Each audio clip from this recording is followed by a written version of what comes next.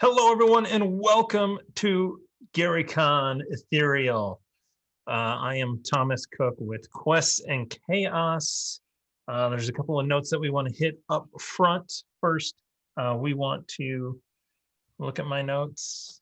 They're here somewhere. They're not there. I Welcome want to to the chaos thank, part. I know. Yeah, this is the chaos. We found Chaos the one of thing. my terrible brain. Want to thank our sponsors, Epic Encounters and Idle Champions. Thank you so much for helping Virtual GaryCon or GaryCon Ethereal be a thing. Don't forget to hit the Discord if you're not already in it. There's a whole bunch of games and all sorts of things going on over there in the GaryCon Discord, which is discord.garycon.com. And that's it for big announcements. We're usually like, hey, we want to thank this guys and these guys. So many great things to talk about on our normal shows. But for now, we've got this show, this Guild of the 5Es adventure with some amazing people. So we will go around the virtual table here and let everyone know who is here, starting with, we'll start with Tiana. Throw it to the person you know the best. Sure, cool. Hi, I'm Tiana Hansen. I am also part of Quests and Chaos. As far as plugging stuff goes, I'm the editor, producer, and a player on the Redacted Reports, which is a Delta Green actual play podcast. I edit to add sound effects and music and to make things a little clearer and flow a little bit better.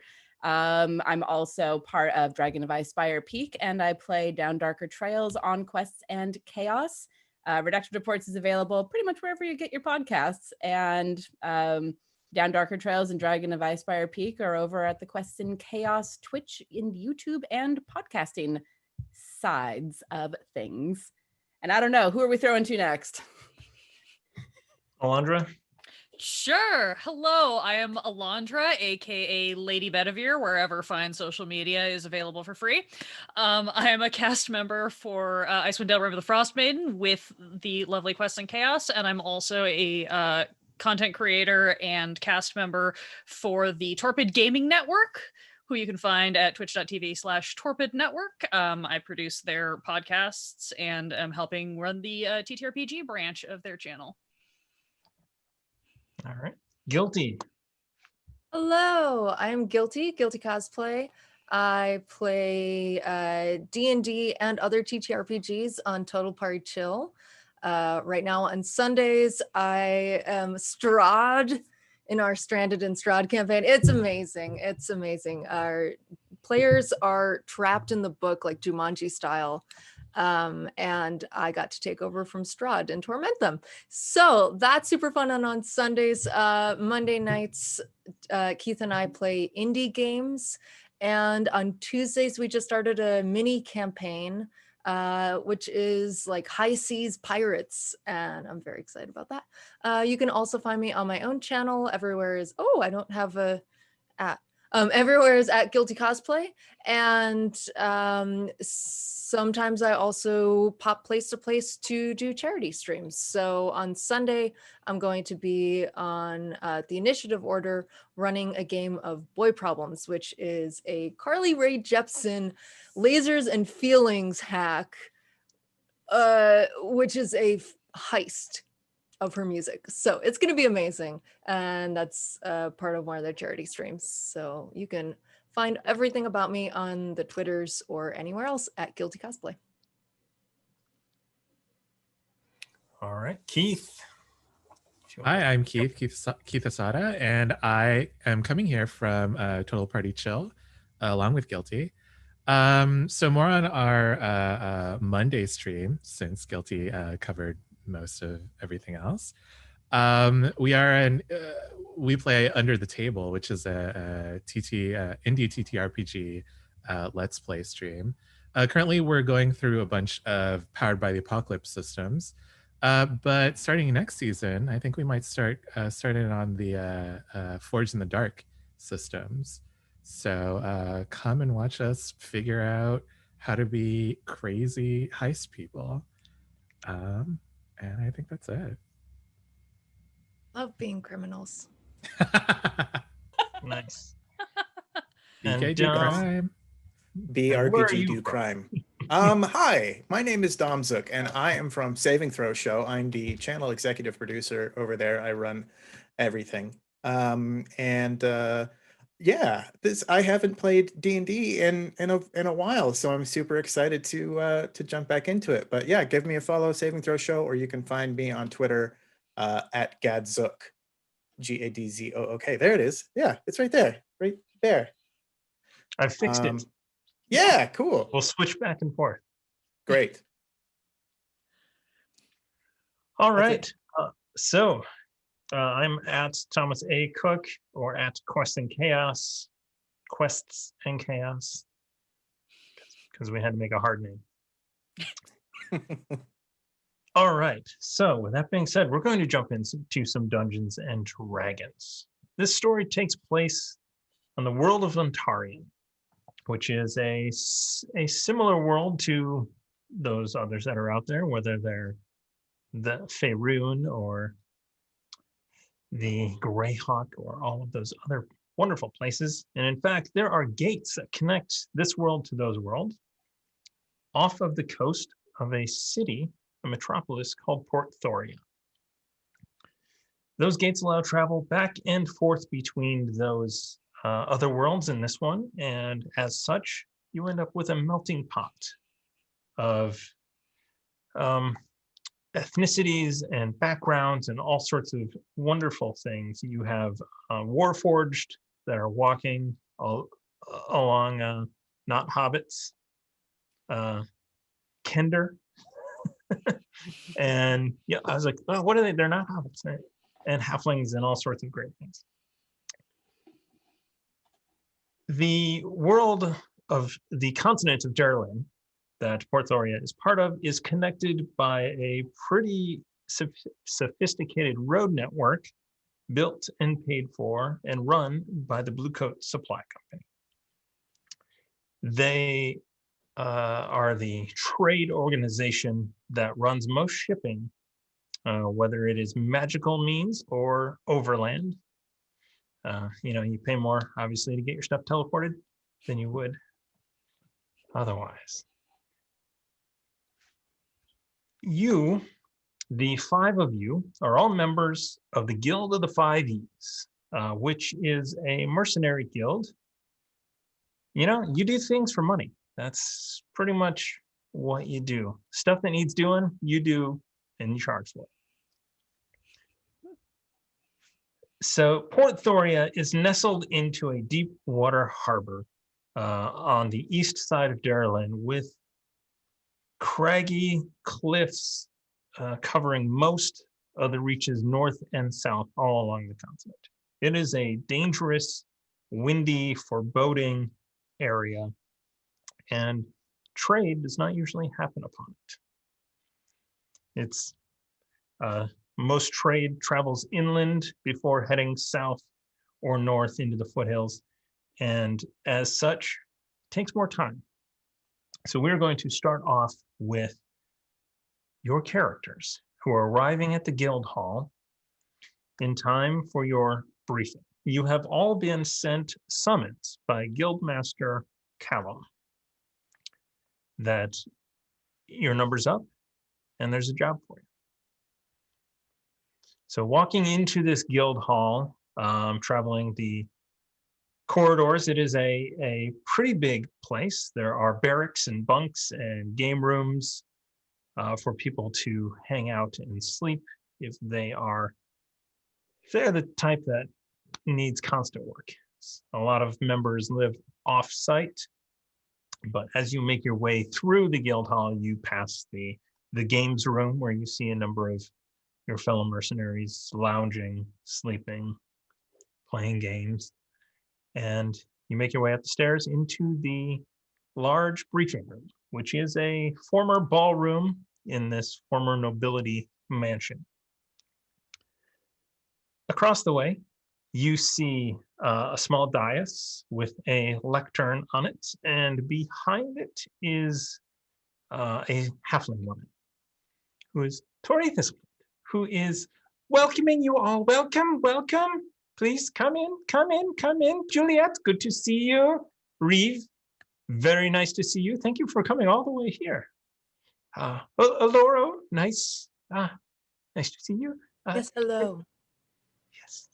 And Daniel too. Great. And Ren. Yes. Hello. Please come take a seat. Yeah. How's everyone today? Oh, I'm good. You right?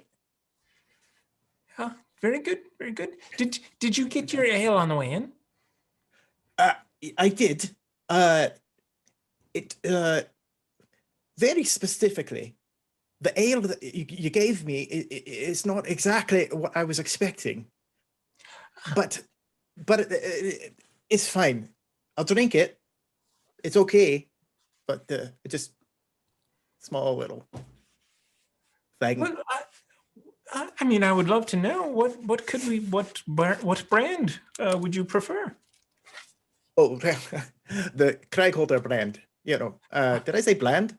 I don't know why. It's a Scottish accent that I have. Craigholder. We've got our own ale that we use.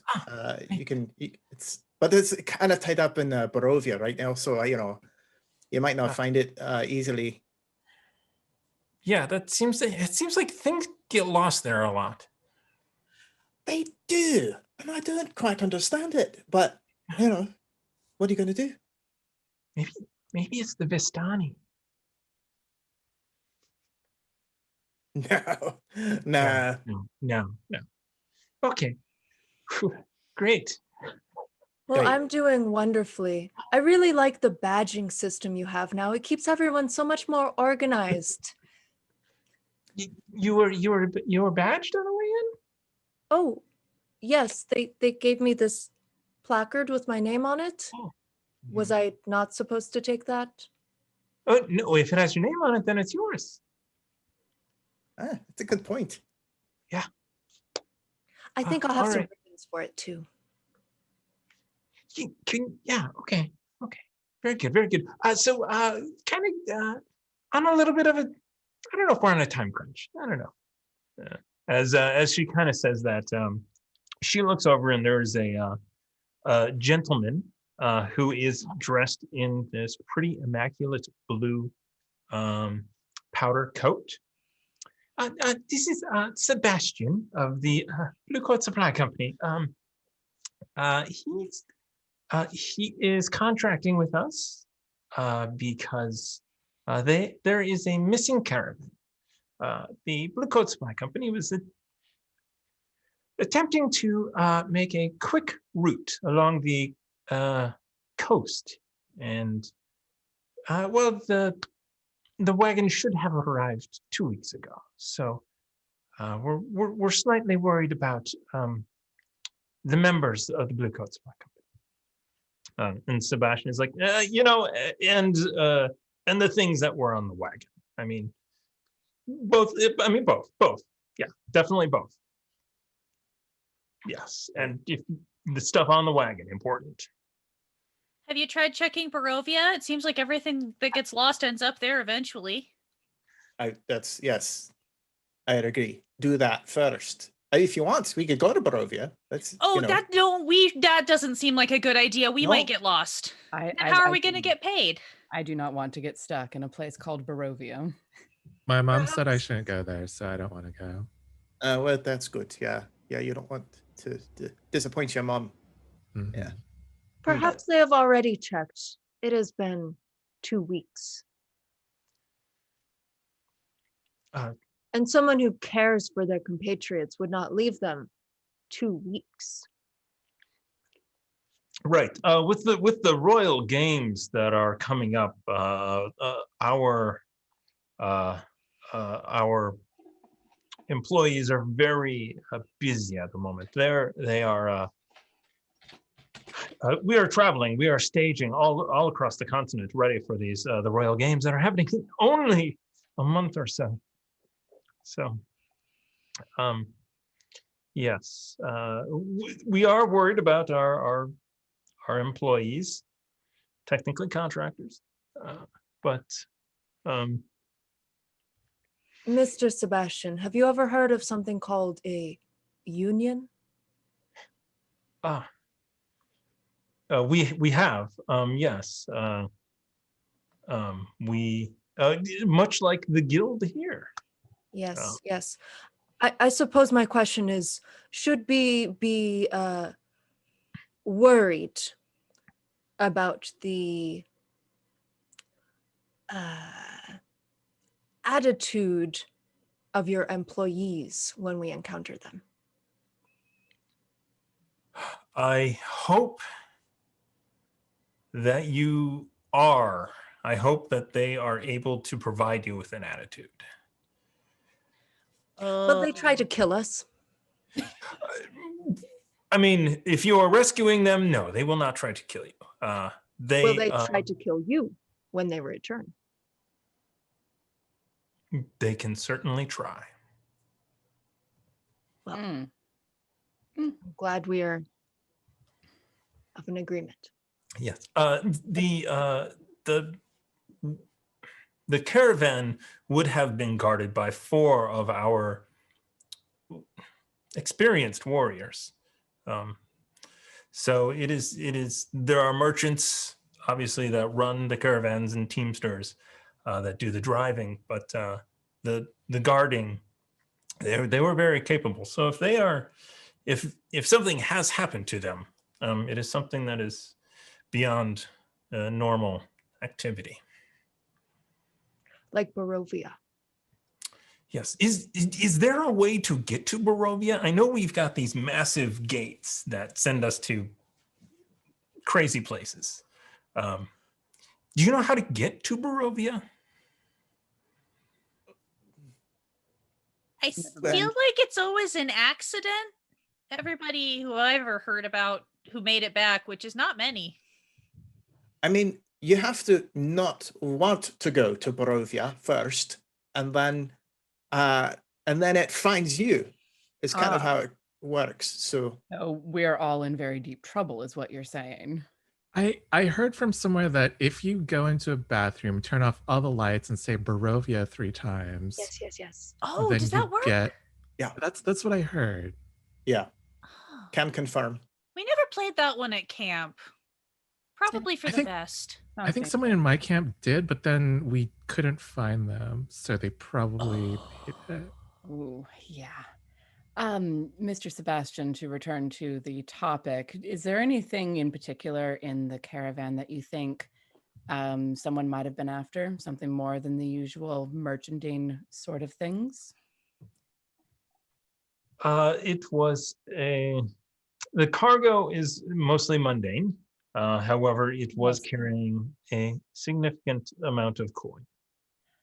We are preparing again for the Royal Games that are coming here, and people that are working with the Blue Coat supply banking system will be looking to withdraw funds here in Port Thoria. So we have been gathering up some of our coin from across Darylin to help facilitate. May I ask how much coin is in there so we know possibly the strength that might have gotten arrowed down on this caravan? It most likely would have been 2 chests, one with silver coins and one with gold coins. He kind of gestures in a 2 foot by 1.5 foot kind of. So it's significant. Like a sea chest type of thing. Yeah. Okay. Laura will lean down to the dwarf who greet. No, dwarf, whoever greeted us. Halfling. Halfling. I'm sorry. The other short race. Our host, and say, but they do have enough coin to pay us, correct? It is the Blue Coat Supply Company. If they wanted, they could buy us. But if their money has gone missing, well, I trust you. Oh yes, we get paid up front. Question for you, Sebastian. So if we had to make a choice between saving the cargo or saving the people who are supposed to protect the cargo, which one would you prefer? He pauses for a little while, looks at Aloro. The people. With the people, we could get the money back. So I think that the people would be the first priority. We get them safe and healed up, and then send them back out to get it with reinforcements, of course. Right. I mean, well, they weren't able to protect it in the first place, which is why you're sending us. So it's just like, you could, we go, we get them, and then maybe we get the other stuff too. And then there's like a bonus, maybe we can get kind of tacked on to the total there if we get both things at once, maybe. Oh, you will, that's an interesting question. It was a flat fee, hoping that you would get both, but we know that if you are able to save them, we would be appreciative. Yeah, right. And the money as well. I mean, we should be fine if they're both in the same place. I could probably carry one of those trunks by myself, no problem, if you guys could get the people. Yeah, and I could probably carry a person myself if I had to. Well, if we're able to get the wagons back, carrying won't be necessary. Oh, good point. Oh, yeah, right. Just putting that out there. It's much easier to carry dead people. I I like hope her. they are not. She's got a good point. Dead weight is a term for a reason. At least a live person can help bear their own weight. It's actually easier to carry a live person. Yes, but Guys are dead so ones, you can smart. stack them up. Oh, I have done that before. That's true. Yeah, maybe like get a big zip tie and you could just get them all together like a brick of dead people that you can. Oh, should we bring mortar as well then? Maybe a dolly. Tori kind of said, do any of you have that magical ability that allows you to stabilize somebody? So if they are dead, you could do this spell to them, and then they could we could heal them. Goodberry. Here, good. I don't think it's called Goodberry. Is that no? Okay. When I touch people, sometimes they get better. They also sometimes get worse though, so you just have to specify which one you need me to do. Fair. Same. You know what? I think that you should head to the commissary because your perfect fit items have arrived, and you can go and pick them up from Fred over there. If you could do that, that would be great. Here is a map of their routes where they think that they were traveling. The roads it's not so much of a road as it is a trail, but we believe this is the route that they would be taking. And she kind of rolls it up and hands it over. You'll also get your healing potions from Fred as well. So on that note, one or the other, or both. The money, the people, whatever you can do. Information, that might help as well. But preferably both if we can. Yes. Preferably both. All right. No. One last question. Sebastian, have you heard of the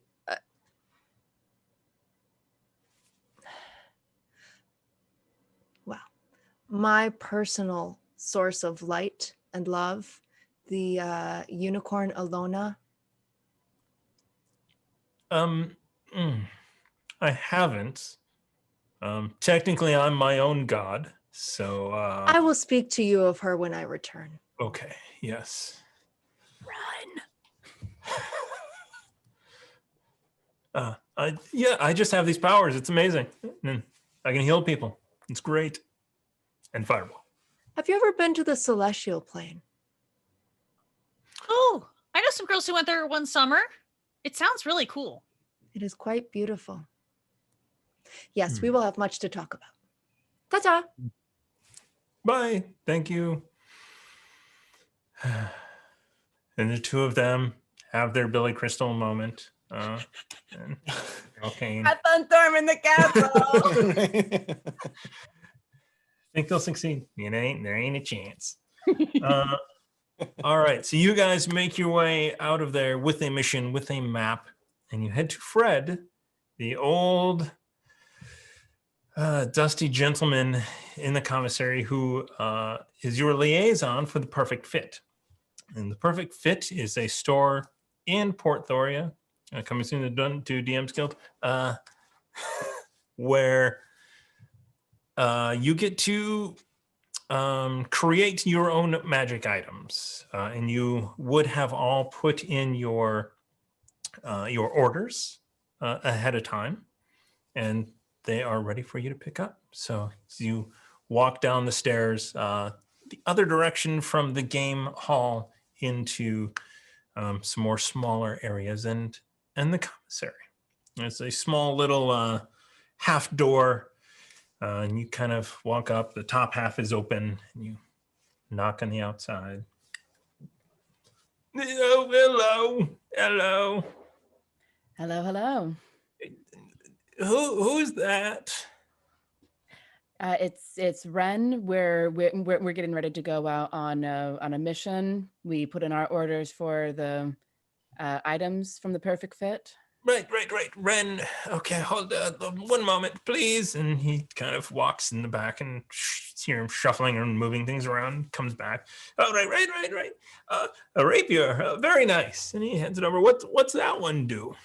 So I had selected a rapier with the keen property and the flaming property. Easier to cause some damage when it's easier to hit people. Right. And then set them on fire. Set enemies on fire. Very good. And hands over a regular healing potion. Thank you kindly. Who else was there? Daniel, is that you? Hi, yeah, sword, please. Comes back with this long sword. And Thank and you. a healing. Well, what did you get?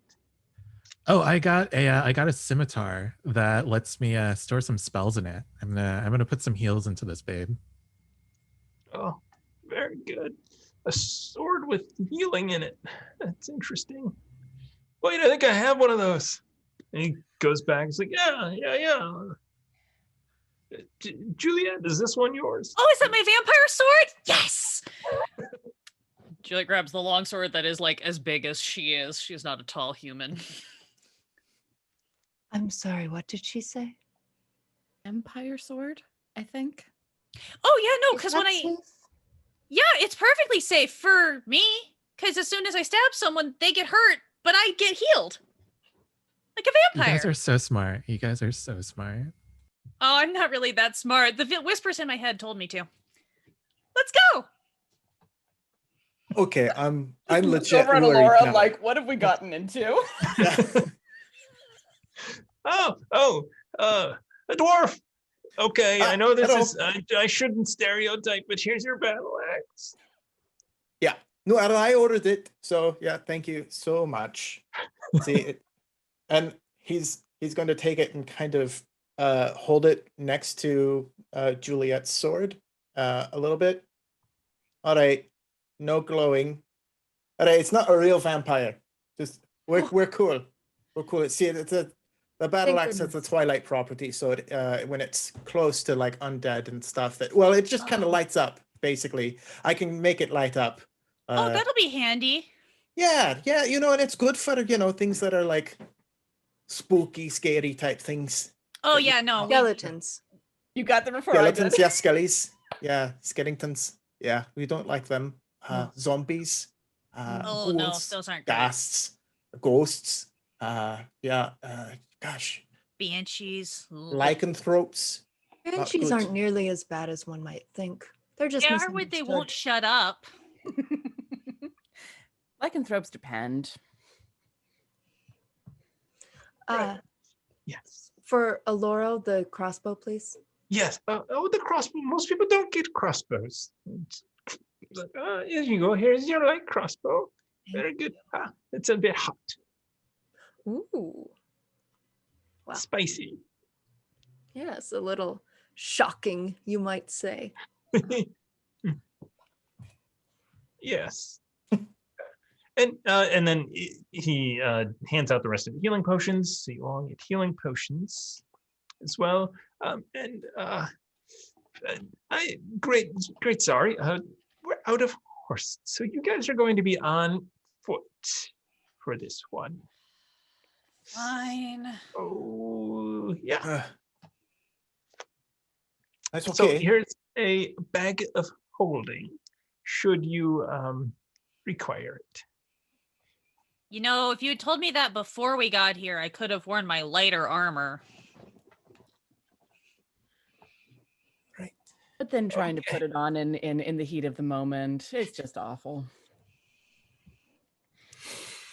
So with that, you have everything that you need, I think, unless there's anything else you want to do in the guild Actually, hall. really quick, before we set off, I think that Dan wants to hand everyone their good berries for the day. I think they're wrapped in like cellophane, kind of like a hard candy, and everyone gets 2 each. Here you go. Here's yours. Here's yours. Oh, thank you so much. Mm. What does it Blackberry. taste like? It smells like blackberry. I haven't tried it yet, but Nice. it Those smells are my like- favorites. Oh, I'm looking forward to tasting this. Thank you. It's a Slip it into a it's a pouch. floral taste. I'm getting hints of honey. A little bit of citrus, maybe. Nice. Good. Reeve, I think that's just the mead. Well, I did wash it down with a lot of ale, so that might have been it. Do they come in different flavors every time? Is it like a mystery? Absolutely. The different colors on the cellophane, though, they kind of give it away, but I haven't been able to decipher them, honestly. Oh, that'll be fun later. Always good to have a bit of a mystery going on. All right. What does a good berry do? I was curious. Let's see. The spell says Because people have Up to already 10. eaten them. a creature can use its action to eat 1 berry. Eating a berry restores 1 HP, and it provides enough nourishment to sustain a creature for 1 day. And I can make up to 10 of them, so 2 each. Nice. Cool. Everybody tried one, so they're nourished Yeah. for the day. I just smelled mine. I None. haven't eaten it yet. I definitely do that. tried Mine, one. yeah. I definitely had it, downed it. Yeah. Nice, nice. It's like lembas. It's You gone. really shouldn't eat Yeah. more than one, but you can't eat less than like 5. Right. I mean, it's a good berry. I can't help it. You know? All right. Very well. So heading out of town, you need to take the Western Gate. So you make your way winding through town. It is a bustling metropolis. There are thousands of people about. You actually, as you leave the guild hall and head south, you pass a large coliseum, and you can see there are workers at work at the moment, putting up all sorts of banners and colors as the Royal Games are coming in a month or so. They are getting ready for that.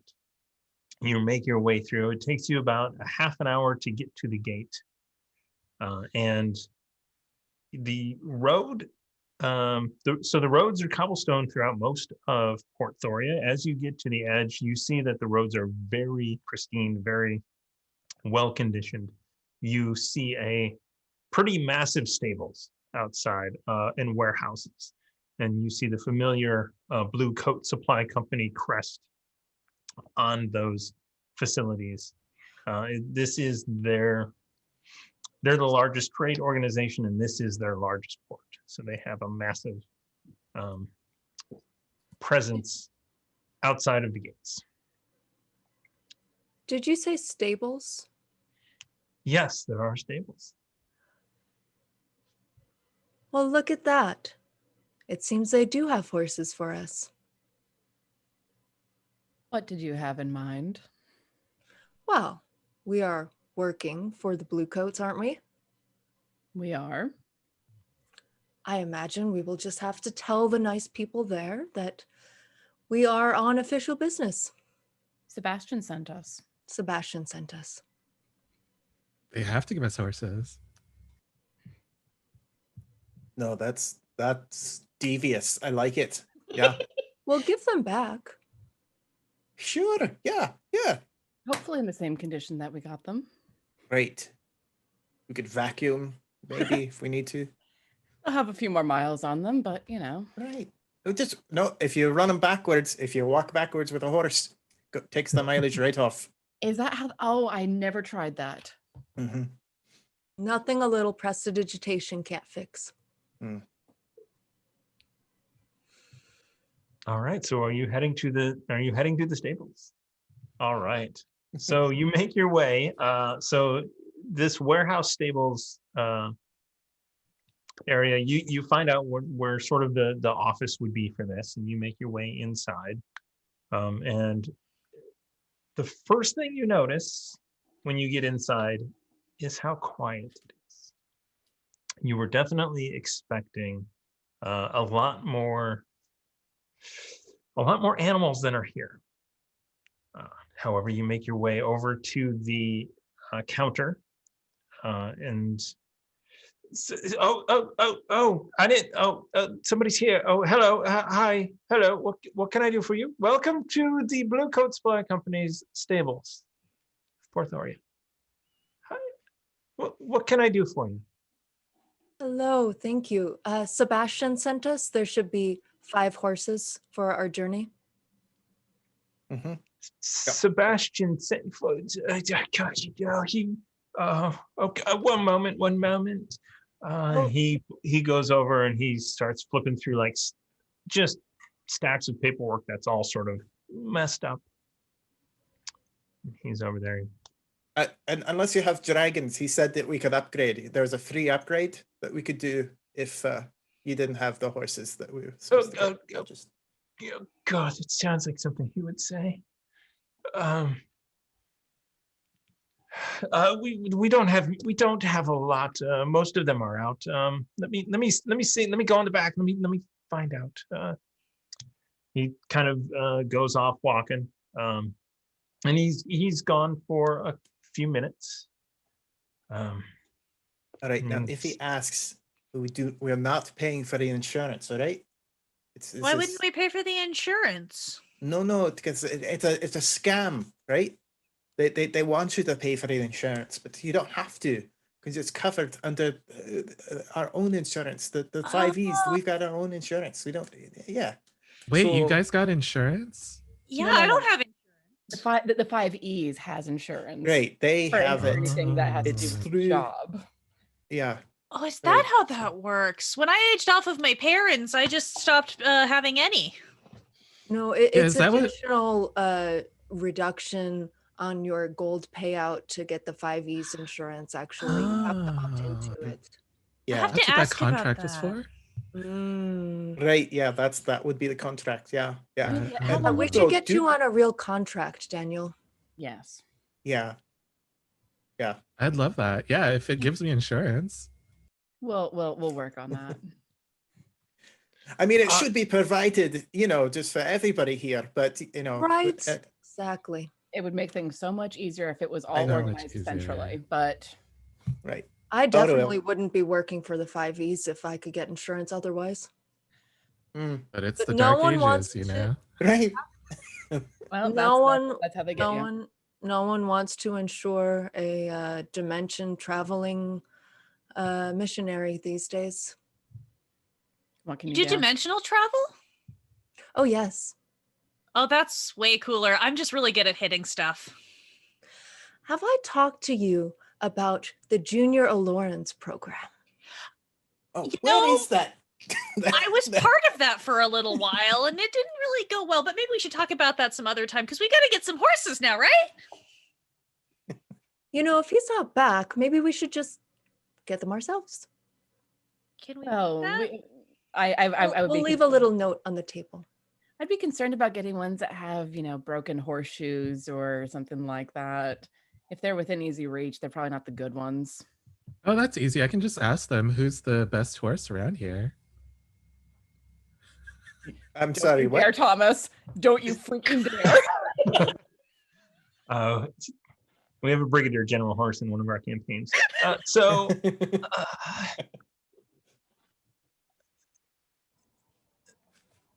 Okay, so eventually the guy returns. He's like, okay. You can see he's frazzled. So, Laurel, could you make me a persuasion check just to see how that went over?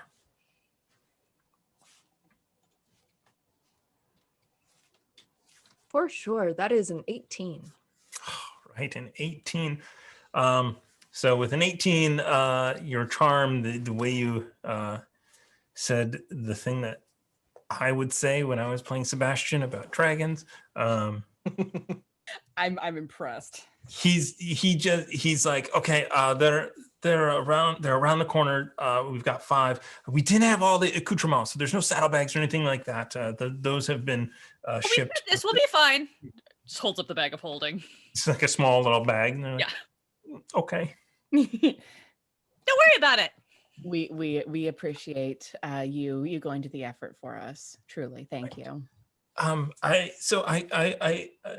don't know exactly where the paperwork for this is, Sebastian. He's not the most The organized 5 person. will cover it.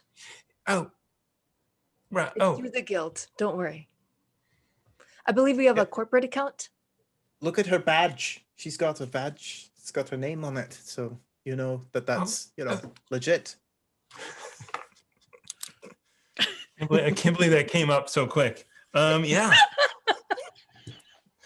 So, right, the corporate account. Yes. Okay. Very good. Yes. Thank you so much. We'll be taking those horses now. Okay. Great. Okay. Yep. Okay. And as you guys sort of walk away, he points you where to go. The other end of the stables, you just kind of like, oh God. He's just frazzled.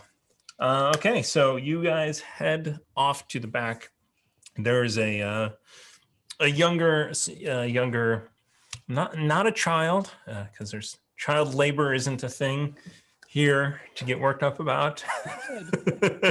But I'm just kidding. So you are set over in a stable and has provided you with horses with saddles, sort of bare bones, but they're serviceable.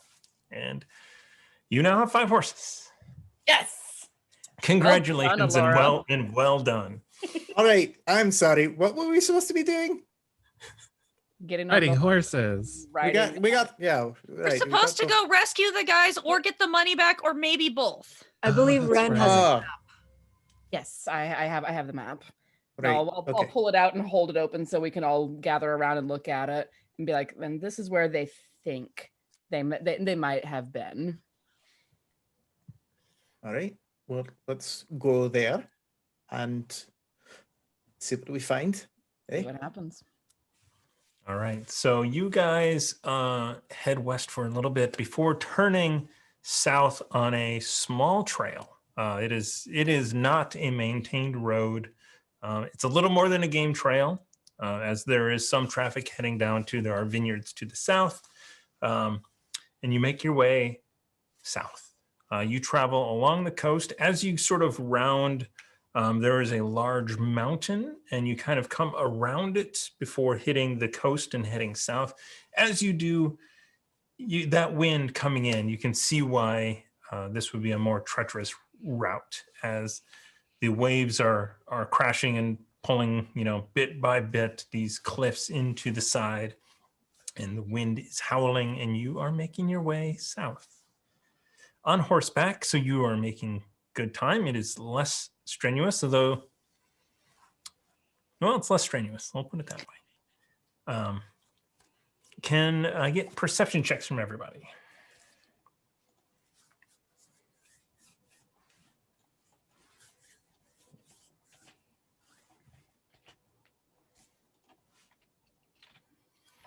Ten for me. 25 for me. 24. All right. It looks like a natural 20, 24, 20. Wow. All right. We're a perceptive bunch, apparently. So group perception check. You can definitely see where this would make a decent, where there would be a decent road here on this path. You can see that it would be advantageous for the Blue Coat Supply Company to establish more of a road in this area.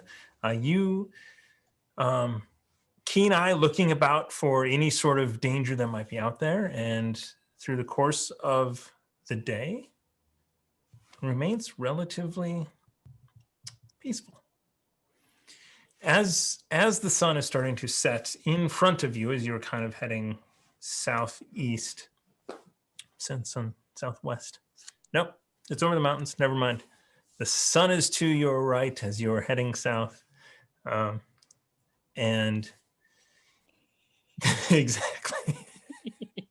I only got an 8. I'm distracted figuring out Yeah. what's my left and what's my west. Yes, the GM also rolled an 8.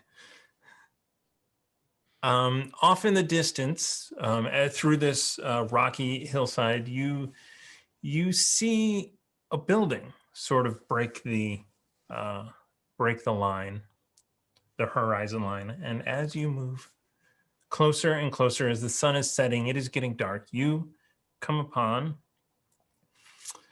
a 2-story building. Looks fairly new, and you can see in front of you a wood constructed bridge that, according to you, looking at your map, this is where you would deviate and head inland, kind of going down the cliff face and then back up, taking you a day or so. You see a bridge and a building. Oh, hey everyone! Hey guys, how you doing? Welcome to Johnson's Crossing. I'm Johnson. And this is my crossing. Would you like to cross? Normally I'd say yes, but I feel like there's a catch. So why don't you tell us about that first? Well, you pay me 5 gold plus 5 gold for each horse, and then you can cross. That seems a little steep. What if we give you 5 gold for the 5 of us? Because that's a nice round number. And then there's 5 horses, so 5 gold for them, and then we cross.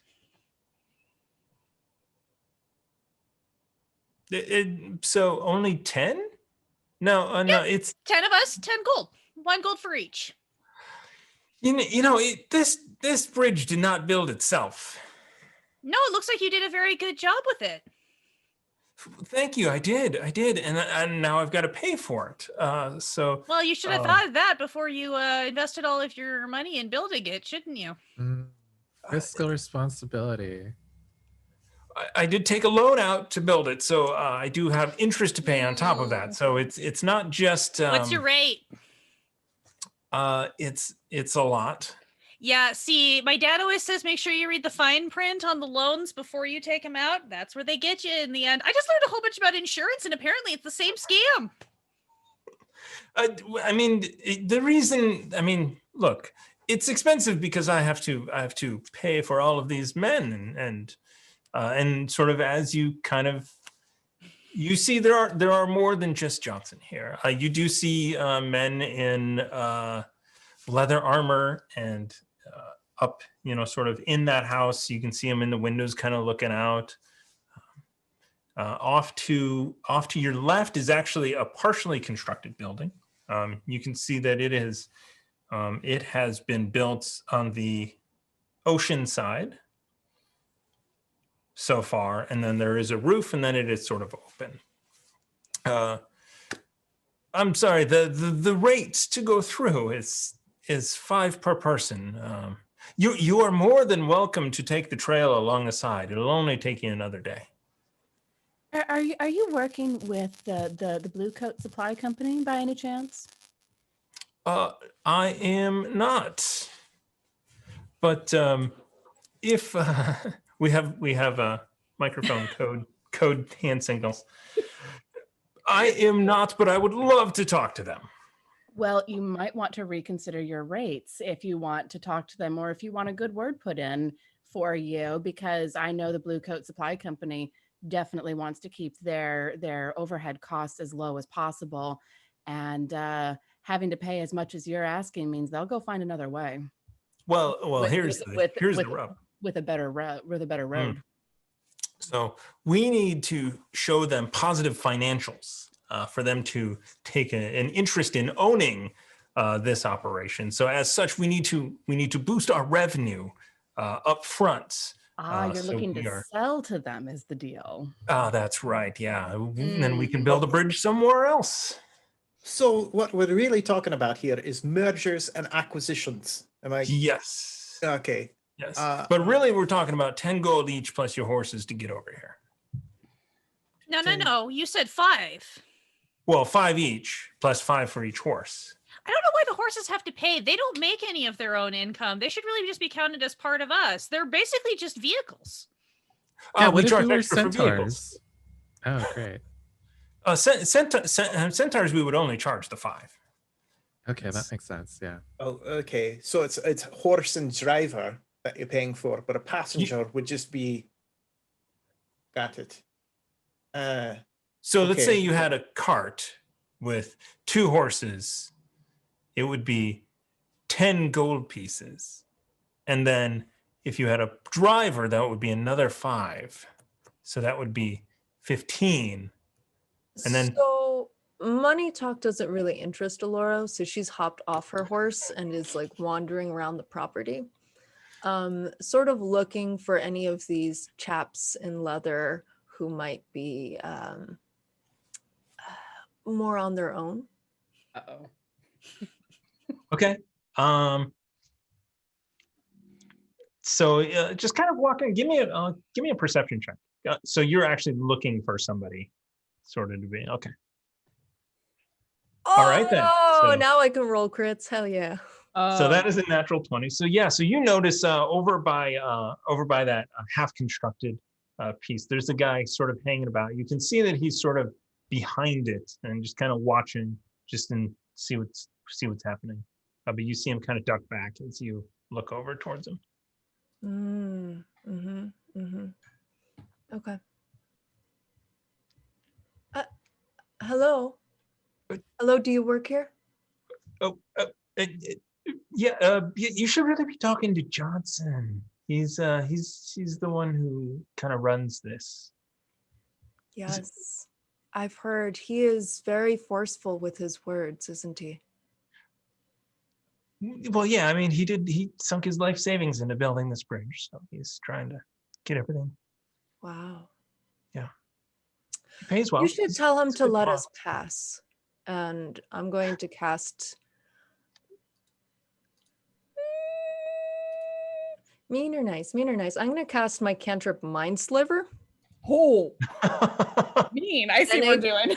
Disorienting spike of psychic energy will drive itself into his mind. He can make Okay. an intelligence save. An intelligence save. Oh dear. Okay, hold on. I need to find stats. D&D Beyond, everybody, sponsors Quest and Chaos. Well, or they're great partners. We enjoy having them. Meanwhile, Reeve is just going to be eating pizza, which he brought with him. Oh, the pizza arrived. Pocket pizza, perfect.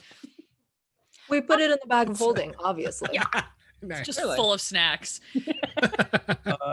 So does that mean The bag of holding. I'm still confused? Does this mean he's a bridge salesman? Because my parents told me stories about those guys, and you're not supposed to do that. Yeah. Okay. So unfortunately, even with a +0 to intelligence, he rolled an 18. Damn. So what is the does he know that you just tried to do something to him?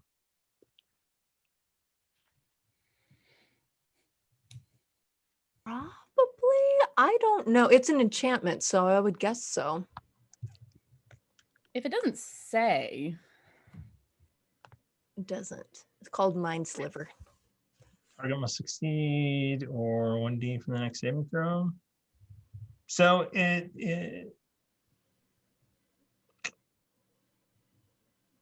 you drive a disorienting spike of psychic energy into the mind of one of the creatures you can see within range. But you didn't because he made it his. through, and then it doesn't say like they're angry or anything towards you. So you can tell he's like, oh my God, why, what is going on? My allergies. Why did I? No. I mean, I'm next to the ocean, and it's like, oh God. No, I mean, you should talk to Johnson, or I mean, it's you could get rooms here, or you could stay in the lean-to thing that's here, or you could go around if you need to get through. You're right. I'm gonna turn back to the. Do they have like line of sight with us? I would say that you probably kind of step back around if you want. It's up to you. Yeah. It's up to you. Yeah. I'm gonna turn back to them and shout like, "There's a man injured over here!" And then shoot him with an Eldritch Blast. Okay. You're next to him, so you have disadvantage. Or did you take a step away and just, hey, everybody over here? Yeah. And then boom. Okay. So roll that attack. That's a 24 to hit. Yeah. I mean, it's a crit too. So roll damage on this poor lad. Oh, poor buddy. Yeah, that's a total of 15. Oh yeah, you hear this blast of energy. I'd say everybody has been around and knows what Eldritch Blast sounds like, even if you guys haven't been adventuring together. And yeah, you hear an Eldritch Blast go off, and this guy just goes and just falls down. Just he's down on the ground. He's out. Oh, I didn't know that sound anywhere. That was an Eldritch Blast. Are you sure? It could have been the bridge breaking. I mean, did you hear it? Yeah, I mean. Do you think someone else is here attacking the bridge? Sometimes things live under the bridges. I'll tell you. No, Yeah, raiders. that's the last thing you want is an Eldritch Bridge hitting that bridge. Oh, An Eldritch Bridge. They're here to Eldritch steal Blast. the bridge. we should probably flank it from both sides, right? To make sure that it's Right. not gonna collapse. And it's cool. We'll do it for free. We'll just go to the other side and make sure that there's no one flinging fireballs or whatever over there. We've got it covered. Thank you, Johnson. You've been a wonderful help. You all right? Thanks. All right. Bye. And he'll start. You see Johnson kind of you're on a horse. Oh, geez. All right. So you start going across. There's gonna be some crossbow bolts coming your way. Because did anybody else just kind of go? I'm looking to see where Aloro is.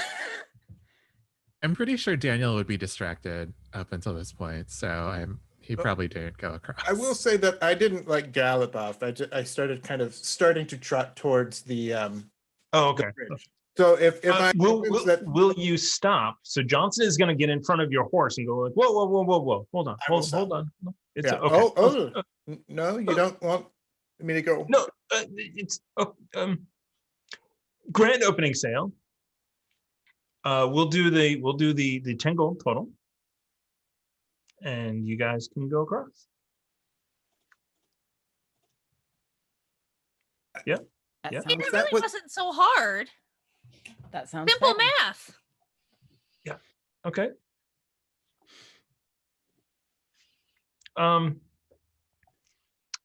You do hear a shout like, "We got one down!"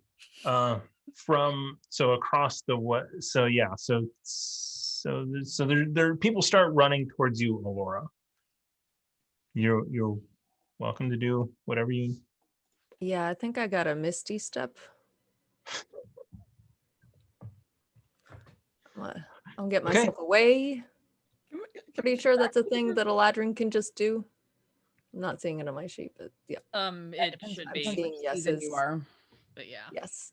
Okay. All right, where are you going to Misty Step to? Back to my horse if possible. All right, so you Misty Step on top of your horse. Oh gosh. It's like that bridge that triangle. Who's got the 10 gold? 10 gold, 10 gold. You see, he takes his hat off. It's like, I'll put in 2 gold. I'll put in 5. all right. Just get it over with. Yeah, I'll pull out the other 3 then. Okay.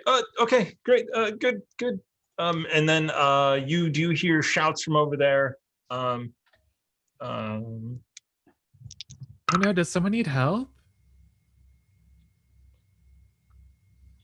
We've got a man down. He's stable. We got him. He's stable. Oh, that's good to hear. He's but- hurt. Oh, Do any of goodness. you have healing? Here, give him this, and I give them one of my good berries. It has such wonderful healing properties. It's made from natural elements. It's gonna make him. It's gonna just like clean his inside, just flush all of the toxins out of him. One of those toxins would probably be death, so you should probably get that to him quick. Okay. Yeah. Okay. Gotcha. And he runs away from you, holding. I got a good berry. So We should you guys go, make. right? You guys make your Try way over the bridge. across Right. the bridge. It's well constructed, sturdy timber. Well done, Johnson. And the other guy, he did make his all of his death saves, so he stabilized himself. Well done, Alora. And had no idea what hit him. Just maybe it was lightning. Who knows? I mean, clearly he angered the gods by not listening to Aloro. Obviously, she has a direct connection to Yeah. the celestial plane. He had some weird spike headache, and then out. Those migraines, they get you every time. Oh man, Just a like indentation on his leather armor. Where it's Patron's blasted not going in. to be happy, but that's okay. just like blasted right in the center and stopped his heart. pretty much. Hey, did you smell toasted bread? That it was probably a stroke. Yeah. Okay. Okay. So you guys continue traveling south. Actually, it is getting towards evening. So as you make your way across the bridge, it is about a 60-foot span. So it is not a minuscule construction that went into this. You can see where the foundations were sort of carved into the rock, and so it doesn't go all the way down to the ravine, which is a couple hundred feet below you, but it's it's perched into some carved rock on the side. I'm not going to get into my world building nonsense, and too late. And you guys head away from. I mean, I hear that and I think, how hard would it be to bring that bridge down? I think we'll probably have to explore that on the way back. Good thought, Aloro. All right, and you guys travel for a little while longer before evening sets. So you guys, is anyone proficient in survival? No. I am. So Reeve is looking about, seeing the sun go down. Dwarves have dark vision, correct? Correct. All right. So So that's a 7 on my survival check. so you think that anywhere that you've seen since that bridge is going to be way too dangerous to stop. So you continue on for another hour or so. Who doesn't have dark vision? Human Alright. party. Humans. Yeah. How Humies. The 3 humans, an elf, and a dwarf walk into the bar. They're so cute And the when they humans all do go, that "Ow!" thing where they're like, I can't see. I Yeah. can't see. Oh no, it's too dark. I can't It's see anything. adorable. It's, Well, you And then don't they have run to be into the mean side. about it. Casually light a torch and hold it up. We have this invention, it's called fire. Maybe Oh, you're I love just fire. a little bit too old for it. I have an invention called my axe, and he'll take out the Twilight axe and hold it aloft, and a nice, cool blue light emanates from this axe, almost as if like Sting would, if you're a Lord of the Rings fan, if you know what that is. Yeah, and you can see about 30 Yeah. feet around you. I can see a little bit further than that though, and so can Aloro, but It's like the Yeah. Flamberge. Okay. Is Yes. Thank you, Ren. Thank you, Dom. anyone wearing a hat? So Sebastian was. Of course, Ah. Sebastian was. Sebastian is known for his bowler. Never mind. Yeah, I'm probably wearing like a flat cap type of thing. Ah, well, Not a hat, but you know. I'll just pop over to you and boop the brim of your hat and cast a light cantrip on it. So now we're all glowing. Wonderful. Thank you. And I'll put the torch out carefully so to save it for later. Stick it back in my bag. Juliet just So like rides up on Dom and stays really close and is like, wow, that's so cool. I wonder if I can get mine to do that. Mine only does it when I hit people. wait, sorry, I'm still eating. There's a lot of snacks in the No, you should have the pizza the before bag. it gets cold. It's not the bag isn't temperature controlled, so it'll just get Oh, right. So And manky Yeah, pieces are the worst. yeah, you should get one like this. I mean, it's handy, you know. She needs something like that. Yeah, maybe next mission. Mm-hmm. all right. So you guys push on for another couple of hours before it starts to get exhausting. Can I get everyone to make me Constitution saving throws? Bloody hell. Yeah. These are not the tabs that I 12 for me. 12 is fine. That's an 8 from me. Just okay. Anything less than a 10 is going to be a fail. Hi. Um, so you will have one level of exhaustion. However, that is the point at which you just kind of force Reeve to stop and think that let's just pick somewhere, and you make yourself a small little camp. Yeah, no, you're right. Yeah, around here, anyway, here's good. You know, get the trees and stuff. So it's you actually, I mean, you find a fine place to make camp. It was just further away than would have been smart. Is there anything you would like to do before you head to bed? Well, I imagine we want to set watches. Yep. Well, I can. Go ahead, Laura. I only need to meditate a bit, so I can take whichever watch. All right. I can take first watch. I'll take second. I'll take third. How many watches are there? Before, I think, for 8 hours. We only have 2 wrists. I You know, don't- but You don't Is that a rich all the joke? way double Up your them up? elbow. Don't you remember that old fashioned?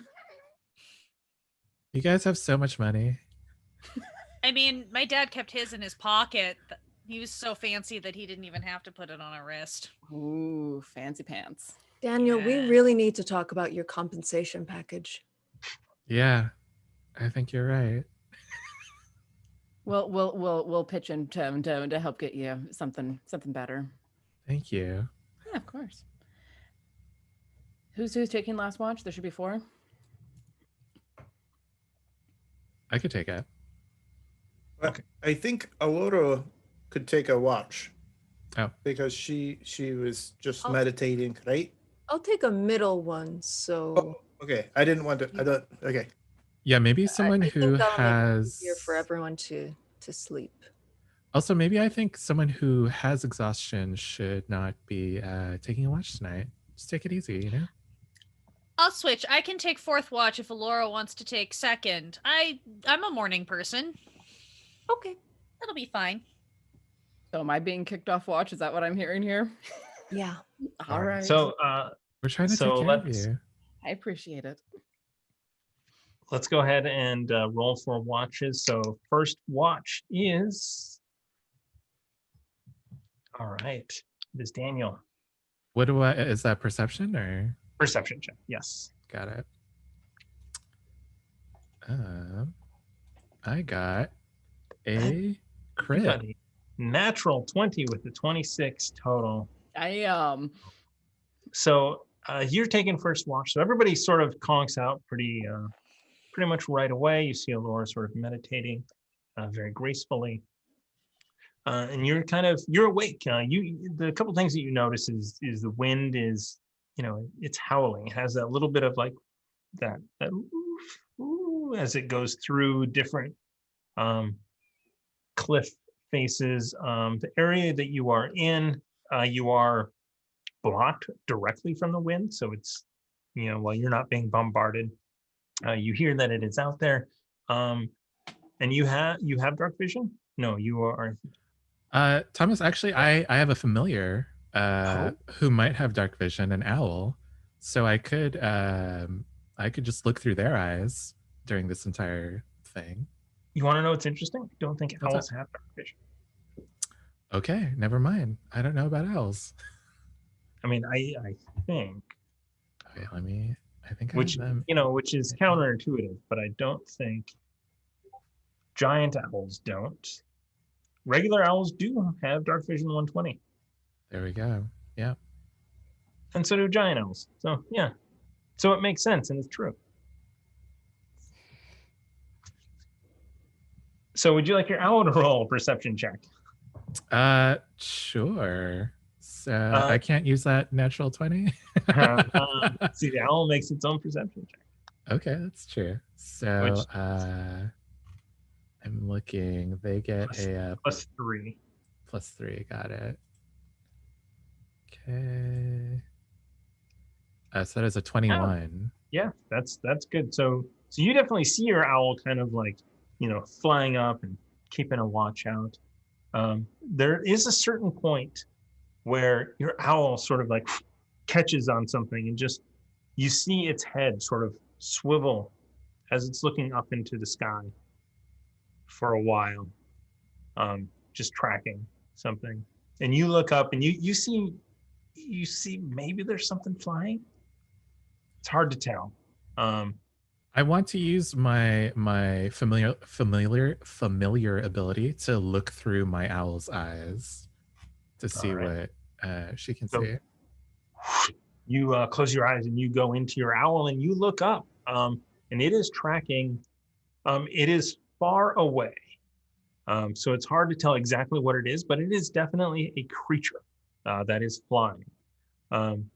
And the owl, and once you're in the owl, you are just tracking it, and you see it's flying over the countryside, kind of looking around,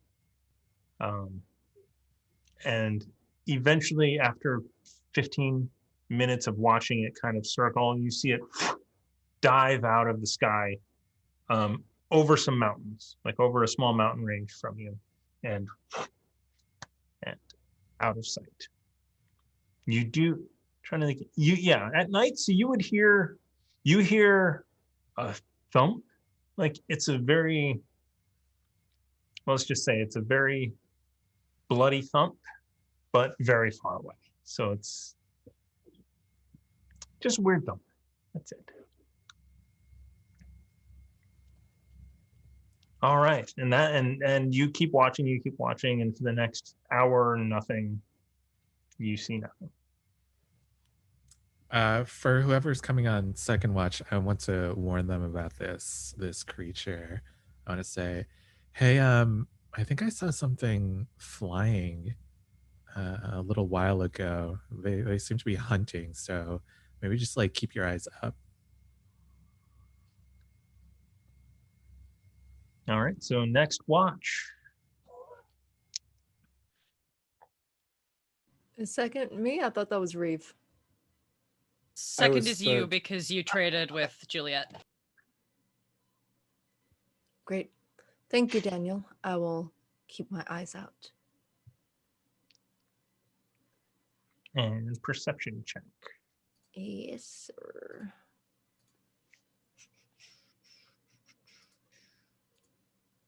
$21. All right. You are very confident that whatever creature that Daniel saw hasn't come back, hasn't been around this area, and your watch goes uneventful. Okay. Then at the end of my watch, I will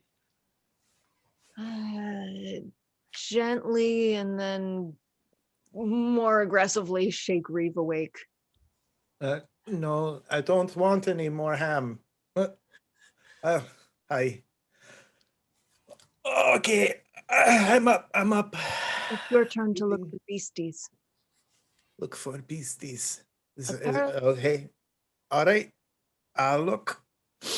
Apparently, during first watch, something was flying about hunting nearby. Oh, flying hunter things. Great. Okay. Could have been Well- an owl. They're like bigger than his owl? Or, I don't know. I didn't see it. right. Could have been a dragon. Cool. Have a good watch. Okay. Thanks. And he'll pop over to the fire and keep his eyes open. All right, perception check.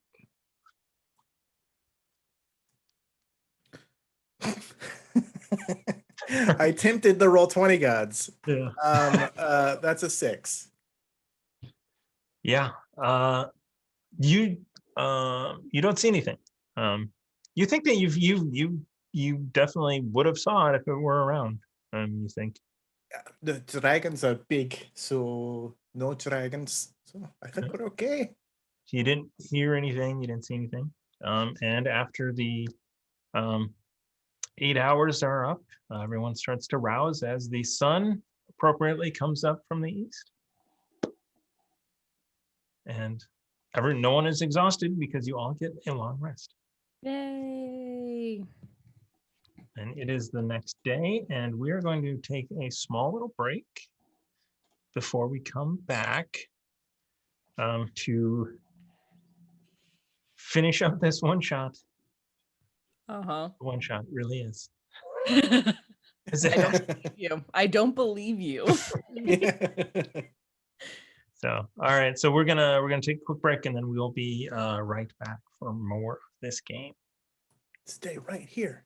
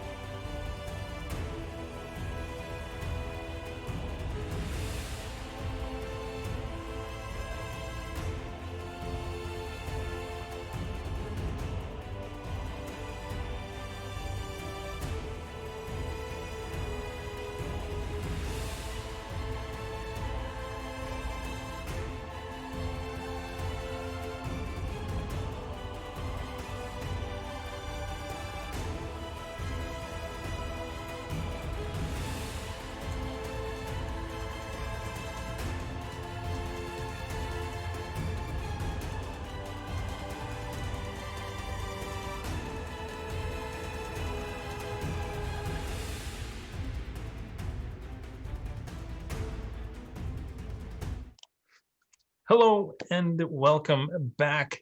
Sorry about that abrupt music change. We want to thank Epic Encounters and Idle Champions for sponsoring GaryCon Ethereal, and we want to thank GaryCon for inviting us to stream here. It's so far been a lot of fun and corporate shenanigans, and I am looking forward to the next bit.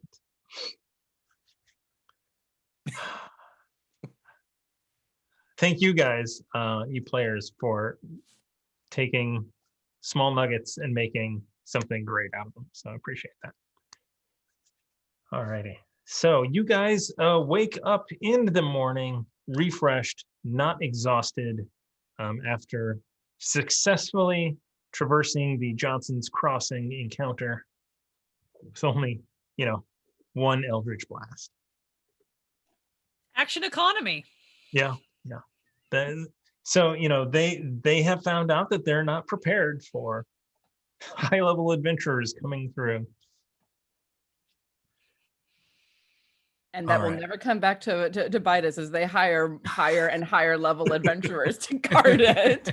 And then the price just keeps going up. And it is an unsustainable They just need to cycle.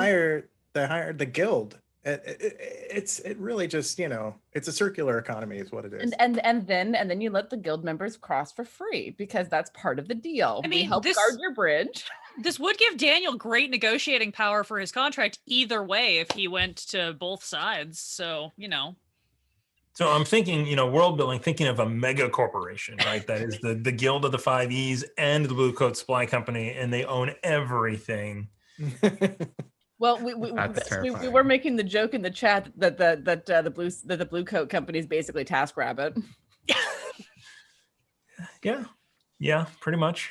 Oh no, are we making fantasy Amazon? Yes. but then we Let's can do burn it. Fantasy Amazon to the ground. Yes. I like Fireball the way it. you think. Yes, we're not streaming on real life Twitch Amazon right now, so it's okay. We'll pay my adventurer's insurance. And All give right, us we're good socializing breaks. that. Okay, all right, we're good. We're good. All right, so you find some water. Your horses are fine. There's no minutia to get involved with there. You Really quick, actually, I want to pass around some good berries for the day because they expire after 24 hours. So Oh, nice. just make sure everyone's supplied. Ooh, this one's blue. And this is an acai berry salesperson. It's like, oh, if you get on, I can sell them to you, and you can sell them to other people. It's a superfood. Yes. Too bad they don't last longer, because then you could create a great pyramid scheme with them.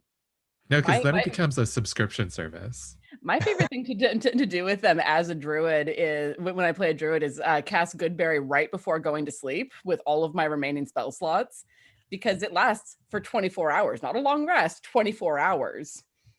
So I usually wind up with like 60 Goodberries in my pouch. So yeah, you definitely could do a subscription service, so that, every 24 hours they show up on your doorstep, and it's they're So we're not primed only for you. Amazon, but we're also HelloFresh. We will Let's just create make this world our world. conglomerate. I'm so sorry, Thomas. We're burning your world down. How did the Chaos Agents even get there? Yeah, our normal show wouldn't have made it out of town.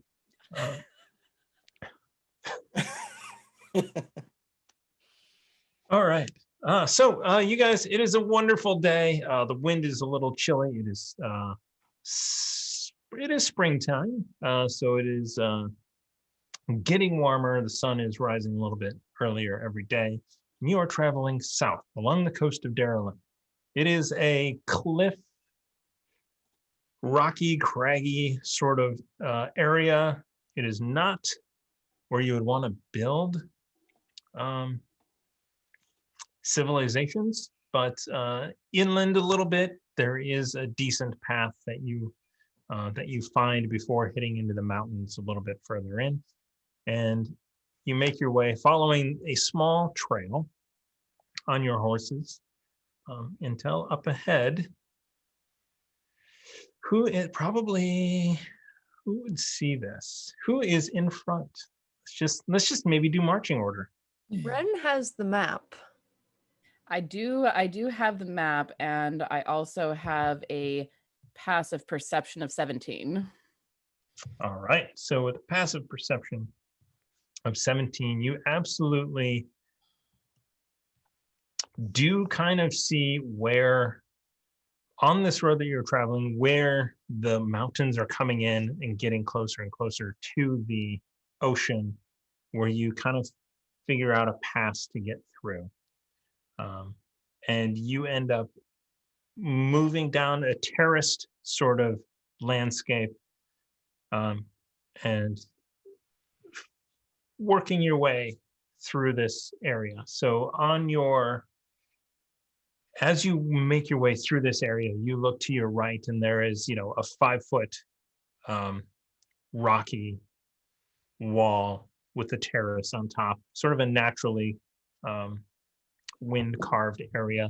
And you see it rise above you. And then down off to the left, you see different levels, 3, 4 different levels, kind of meandering up and down until you imagine if you went over there, it would fall off 50 feet into the ocean.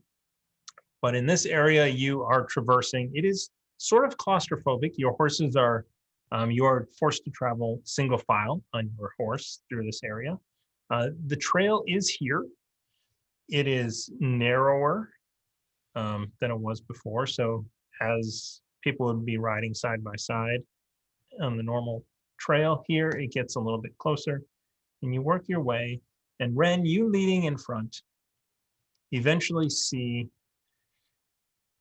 150 feet away, 2 wagons, or what's left of 2 wagons from here. All right, I'll stand up in my stirrups to get a better view of what's going on, and then also like scan the area immediately around us, my hand not far from my blade. I don't know how long ago this was, and I just want to make sure that whoever did this isn't immediately in the area. All right.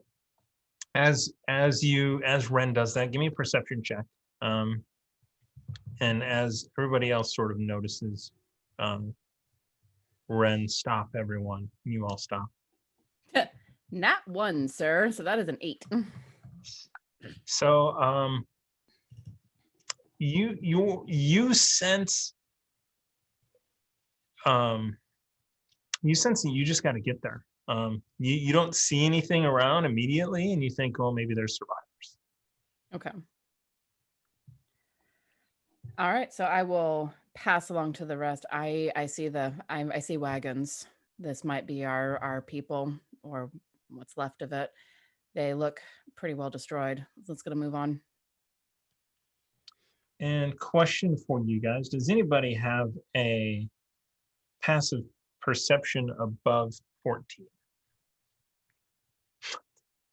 Too many people. Okay. All the humans.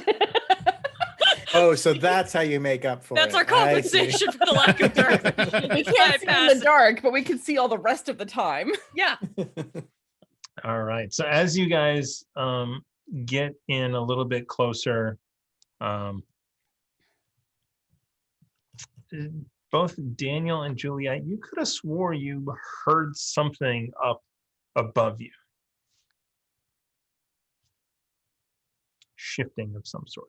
You're Maybe muted. we should be a little bit more careful. I heard something above us. That. What kind of Yeah, and I guess I'll look up and try to figure out like what it is.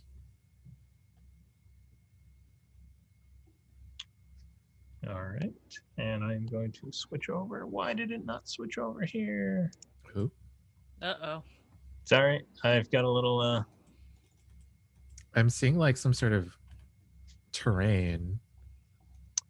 yeah, you may need to zoom out a bit. It is a larger terrain, and I need to make my Roll20 work again. It stopped working. It's because we were rolling too good, so it had to Yeah, throw in yeah. the nat 1 and then Yeah. give us the delay. I hope that worked and didn't ruin anything. Okay, good.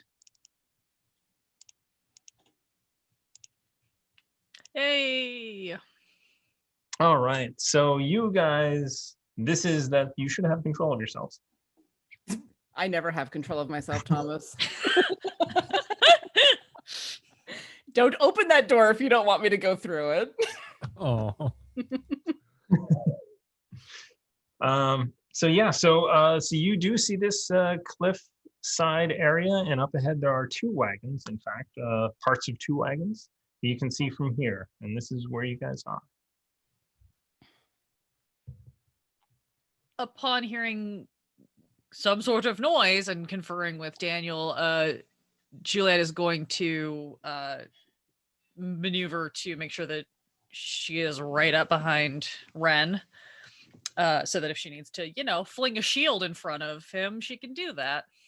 She also will actually unhook that from her back and get it strapped to her arm so that she's ready to go. Yeah, and hearing that there's something about, I'm going to draw my rapier and speak the command word to go ahead and just light it so I'm not wasting time in action economy later. All right. Casually hold it off to the side. As you draw your weapon and look around, we will go ahead and roll initiative then, because you guys are ready for it. Oh, that is terrible.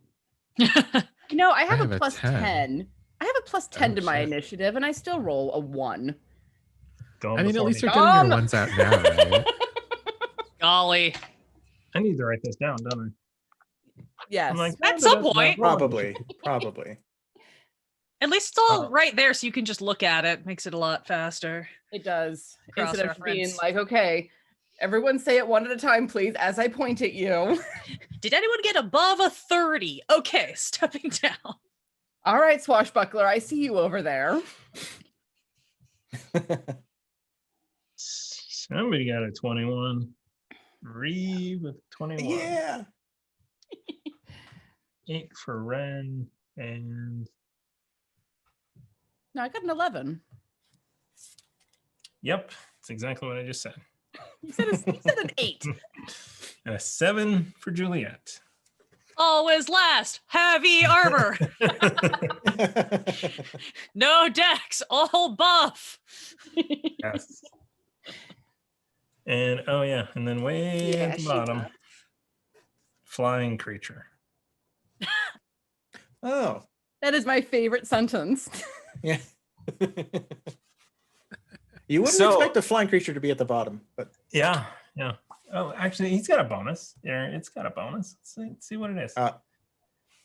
we know it's a he now.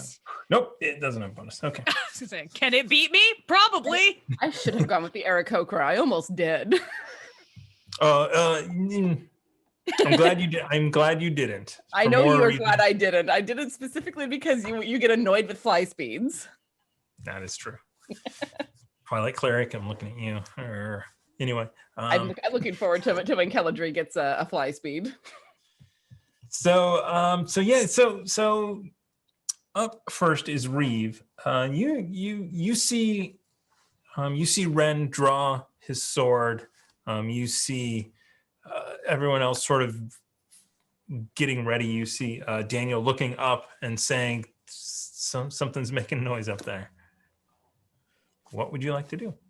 I will, on my back are my 2 battle axes, so I'll pull both of the battle axes out, and I will look up where everyone else is looking, and just go, well,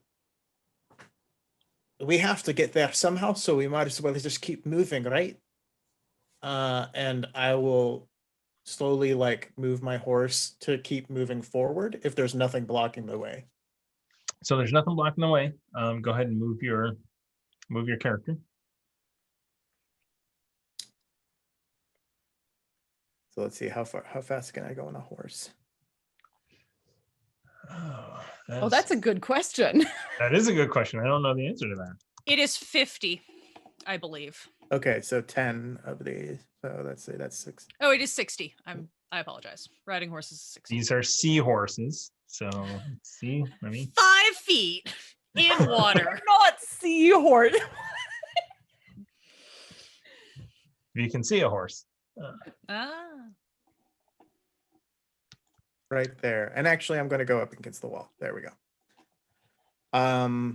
And yeah, I'm just going to hew close to the wall here, so I've got something against my back, and just kind of keep looking up with both axes drawn, and but meanwhile, just sort of nudging the horse forward a bit more.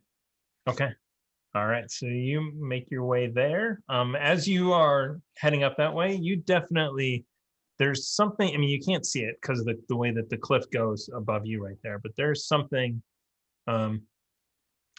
over that. Okay. You're not sure what. All right. Up next is Allura with, well, Allura and Ren both with 11s. You guys get to choose who goes first. Ren, you can go ahead. Yeah, I will move up as well. Also watching and be right about here and ready in action to take an attack if anything comes swooping down on me, because swooping is bad.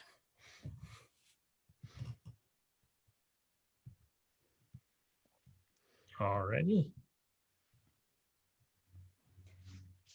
Allura. I'm gonna do. Yeah, I will follow them on my horsey. And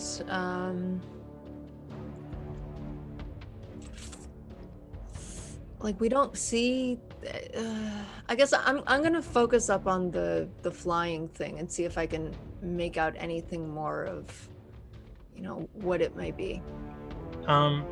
So from here you can't see it. You can only hear sort of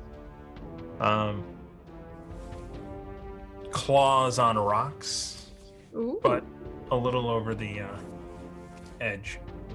Okay, could I make like a nature check to see if I recognize that? Sure.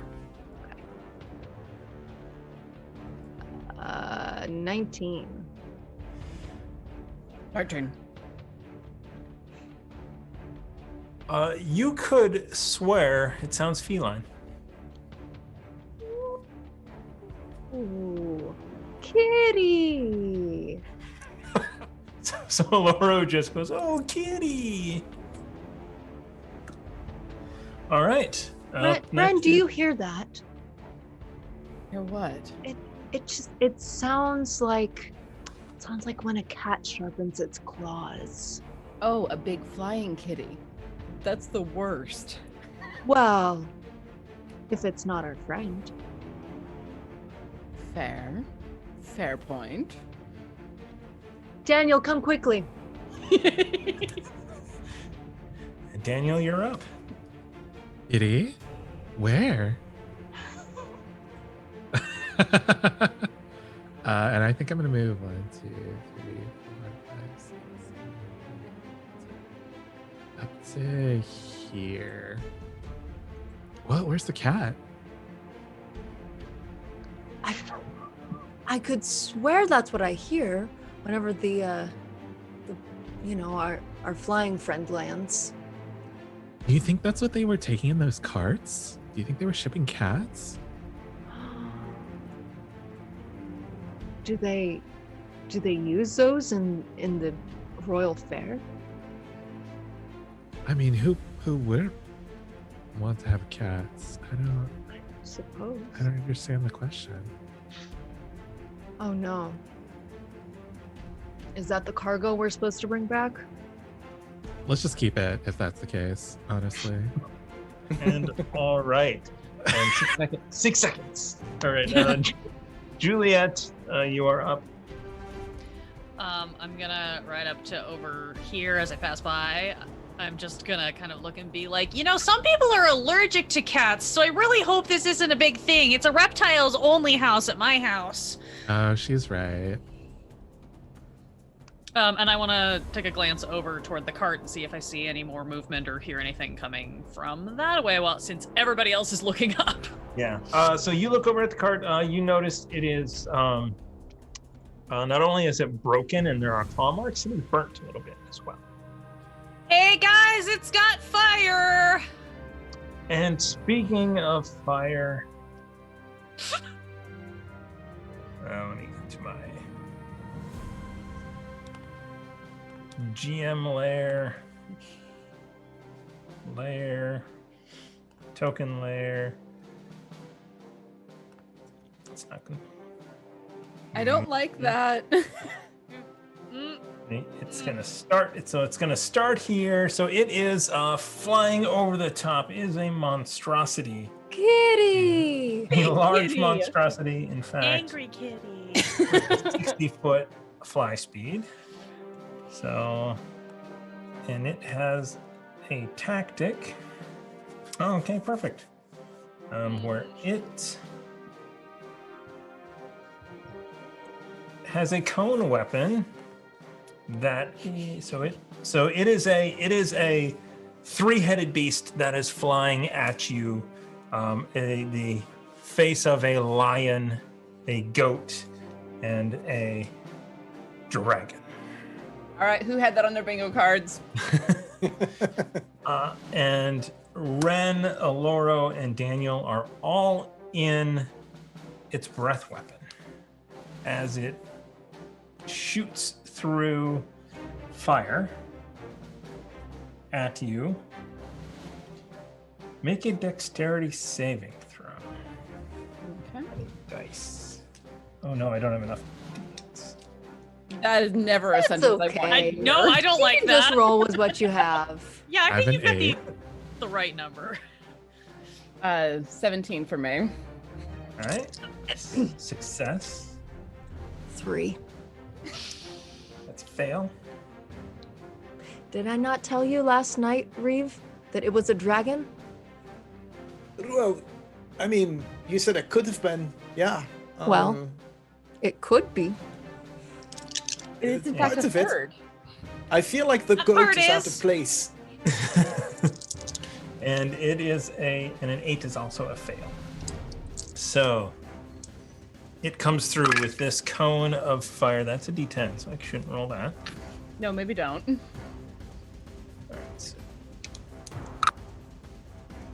Give us a little triangle, guys. I like those. 32 points of damage on a fail, So half And down to 16 for. 16 on a save. Wow. That's cool. I'm down. I'm down.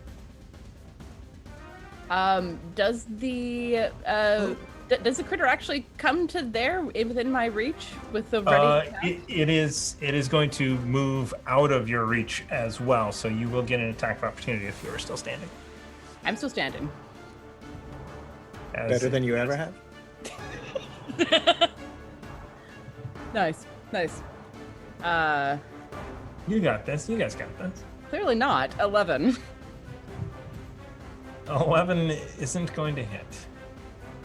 As you swing at it and it lifts up one of its goat feet.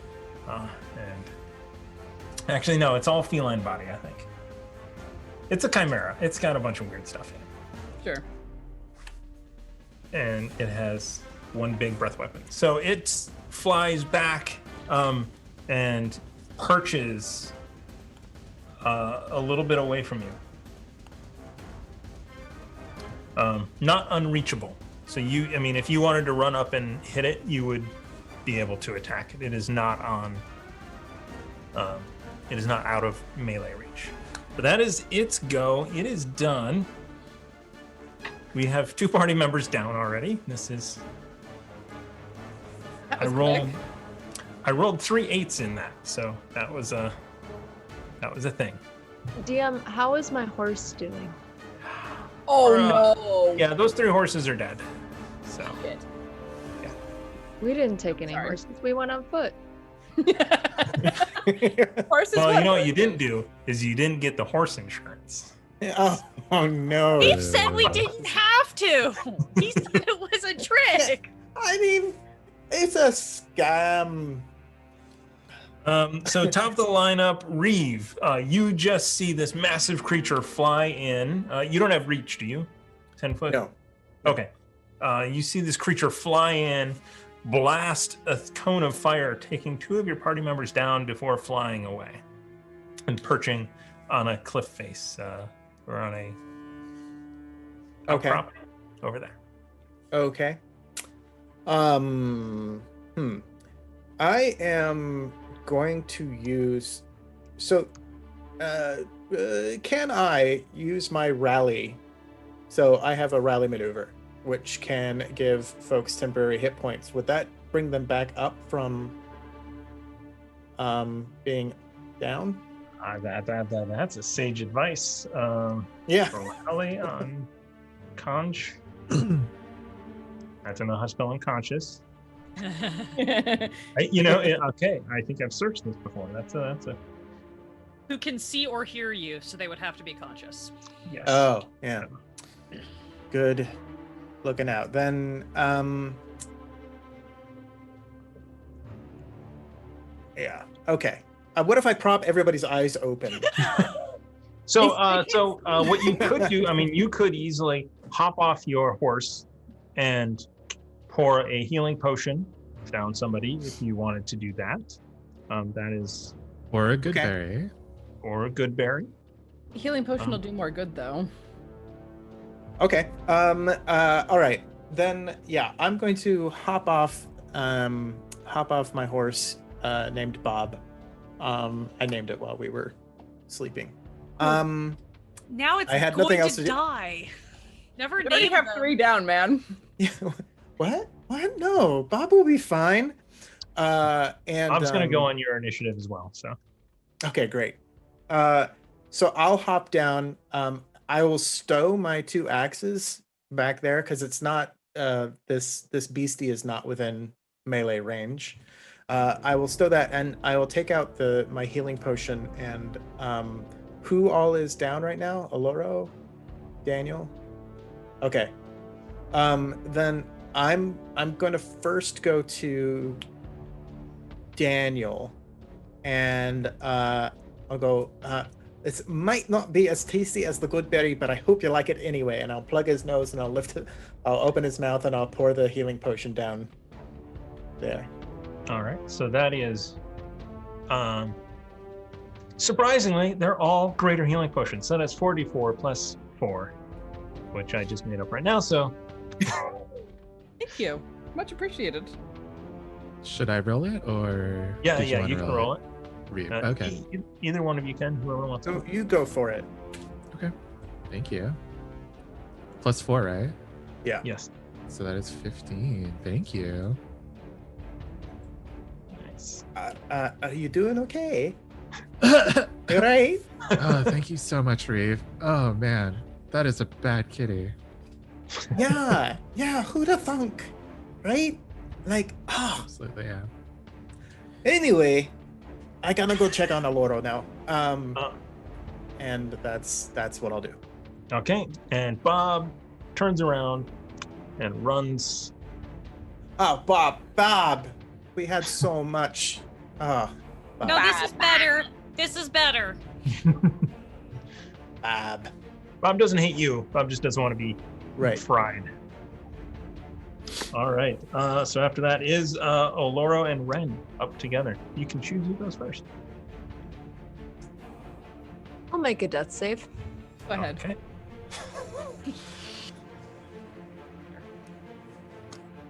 That's a success. Well done. 15. Well done. Ren. All right. I would have the horse went down. I would have dove forward and rolled. You're to- off of the horse. The horse Okay. is. All right. I'm gonna take the fight to the kitty. So far up is that outcropping, and do I need to climb something to get up there? No. You can reach with a weapon. Okay. Just Then standing next to it. We'll get over here ish and take a Do stab you want at to it. do you want to do a bonus action potion as you're walking over there? Yes, I kind of do. So yeah, I will, yeah. So I allow bonus action, drink your own potion. 44 for plus the record.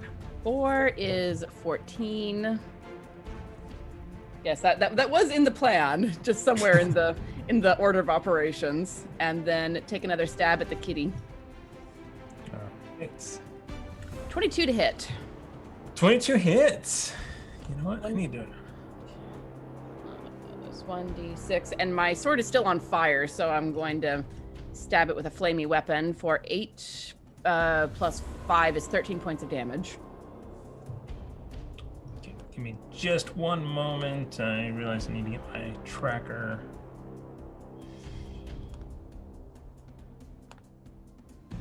Just listen to your heart. Yes. Yeah, you know, it's a little bit. 20 episodes later, we're still fighting the Chimera. Okay, never mind. I mean, it's a shonen anime. Of course we are. Should Every we all be episode going? is just a power "Aw"? up. Yeah. Ah. I'm someone's heel turn. My death's right here, right now. You all decide who. All right, I'm going to quickly type these things into my tracker. Should have did this another time. I mean, you thought we were going to take another 40 minutes to get here, but then we decided to bypass the bureaucracy in the first half, so... By throwing more bureaucracy at it. Uh-huh. That's the only true way to fight bureaucracy. I mean, that's the point. This is the only time I've played a character on any stream with a charisma higher than, like, 11, so I was like, yeah, I'm going to go for persuasion out the wazoo the whole time. Nice. Yeah, I have a shockingly high charisma on this character. No, that Funny, feels 'cause- right, though. Well, I mean, it's Ren. Of course, he has a high charisma. Strong That's funny silent because art. this is like one of my only characters with a low charisma. It's my dump stat actually at an 8. Intelligence and charisma are usually my 2 dump stats. Nice. So 13 damage total. Yes. Excellent. Well done. You strike it with your blade, and the flames lick the little fur, and you get a little burnt fur smell along with that slashing blood. All Mm, right. tasty. And that's my turn. That's where I'm at. Oh And boy. Daniel is awake. Nice. So I will take on my starry form because I am a star druid. It says that I can use my wild shape to take on like some sort of form that looks like the galaxy. And I think that can I flavor it that my owl also kind of looks like galactic as well. Sure. Yeah. Oh, I this love like it. weird owl-shaped Nice. galaxy there next to you. And very also Delosian. I can also like embody a certain constellation, it says. So I'm going to choose the Chalice, which gives me the ability that says when you cast a spell that restores hit points, you or a creature within 30 feet regains 1d8 plus 4 hit points. So I will cast a 2nd level Cure Wounds on Loro, and then give that 1d8 plus 4 hit points to myself. So this is plus 4. Alora, you gain 11 hit points. You then are I will awake. gain 9. Thank you. Yeah. And then I just say to Laura, I know you didn't. I know you weren't awake, but it was the kitty. It was a bad kitty. Why do they always have to be bad Why kitties? do they always have to be bad kitties? And then I would like to move. Let me just do some bookkeeping. Go 1, 2, 3, 4, 5. I'm gonna move over there. Yeah. Spread out. Smart. Yes. I did no. not expect 3 of you to bunch together. We were talking. It was. I was not expecting a cone weapon, to be fair. Not true. You thought it was a dragon. I didn't. I thought it was a griffin. I put my money thought on the Skeleton Army. I thought the dragon was a joke. I thought griffin because I hear flying cat and I think griffin.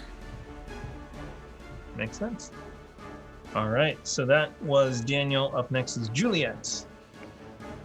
Yes, I have many things, and I have to remember what all of them do because I haven't done this in a hot minute. Juliet is gonna look over, see that everybody's up, kind of do the like cool nod, and I'm going to 1, 2, 3, run up to like here. I think that works. And I am going to pop a swing with my longsword at this sucker. Yes, good. Give me sneak attack damage. Appreciate Yep. it. Yep. Oh no. Yeah, no, we're gonna melee this. I am wielding a single weapon with my shield, so that'll give me dueling as well. I just have to find all the correct number of modifiers. What is my 2 hit? What? Don't you play this character all the time? No, I don't. This is a So what- different build. You know who I play all the time. She'd be unconscious Yeah. right now. And you Tune in know it. Saturdays. Tune in Saturdays to see Lady Bedivere go unconscious all the time. Literally the only thing she does. Great. Okay. Sorry. Napping is very important. Yes.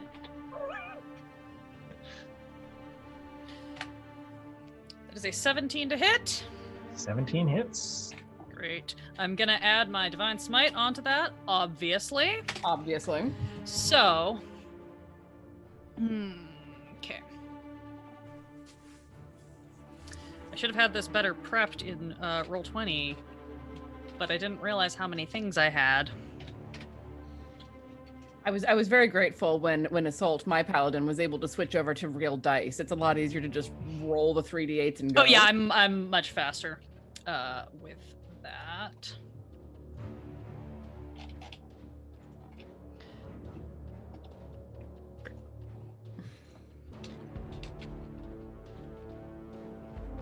That is 18 damage. 18 damage is a lot of damage as you strike out at the beast and it baws in pain. Ah. It's the goat. That's the only thing the goat's good for. Yeah. And you see the dragon's eyes close down the barrel on you as it is its go.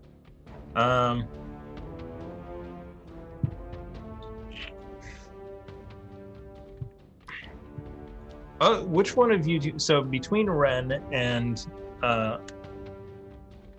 Juliet, who looks to be the easier target?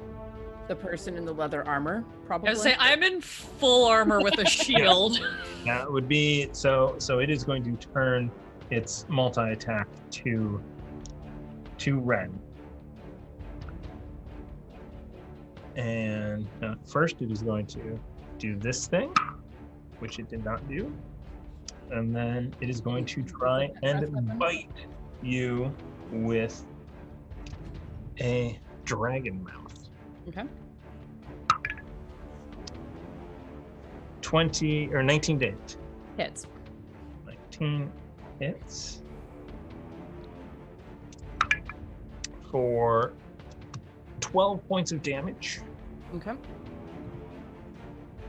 And then it turns and looks at Juliet, but as it does so, its goat head lines up perfectly with yours, and it comes in to headbutt you. Cool. With natural 1, so it's like wild, it's like headbanging, like Just like drive its head into slams the outcropping. hits its face. It's a little bit of dirt on its nose, and then it is not happy, so he's going to come back around with some claws. Because it gets 3 attacks, that is a 26 to hit. 26 will hit me. Weirdly enough.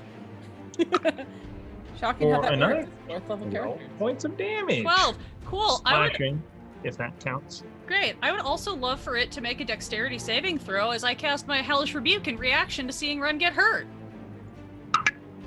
It's cocked. 2, so that is a no. Great. Let me double check what I get to roll for that at this level. Oh, lovely. On fire. Yeah, Juliet, much to everyone's surprise, suddenly starts chanting like just the most horrifying sounding words. If anybody else speaks infernal, like it's pretty scary, but somehow adorable. That's gonna be only 10 fire damage. All right. You remind me of this friend of mine. Her name's Haru. She's also terrifying and adorable. Oh, I'd love to meet her sometime. You two would get on. And then it is going to fly. So both of you will get attacks of opportunity. I will happily take that. Mm-hmm.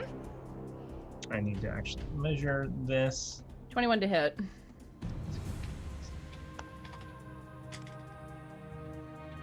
$21 hits. 9. 9 misses. 5. 21 points of damage. Thank you for giving me sneak attack damage. You're welcome. It's only every turn. And that was with the flaming as well. Yep. Yeah. Fire damage so, is that first d6. way too many D&D Beyond tabs open.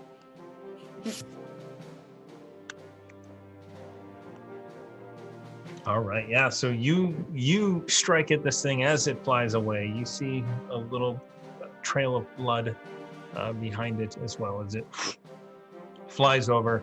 It does land over on the other side, but you now see that there are 2 levels to get to it, which would require ranged attacks or climbing to get to it.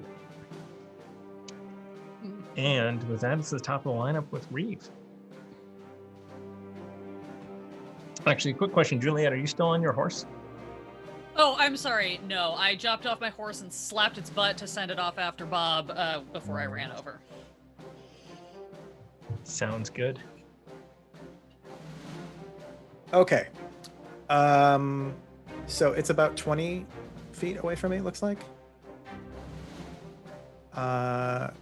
So I'm going to, I have little quick holsters of 2 hand axes at my side.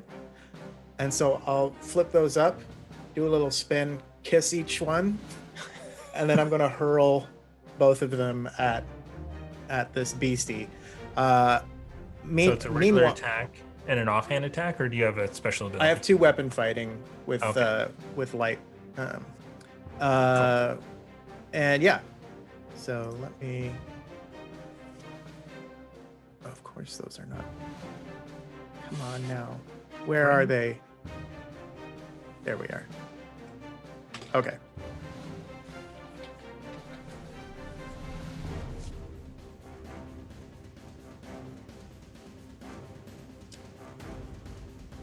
Okay, so one is a nat 20.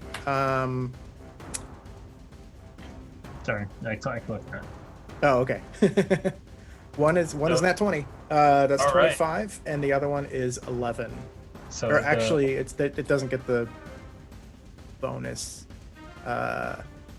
So yeah. Anyway, that's Yeah. So your nat 20 is going to hit for sure. The other one misses. okay.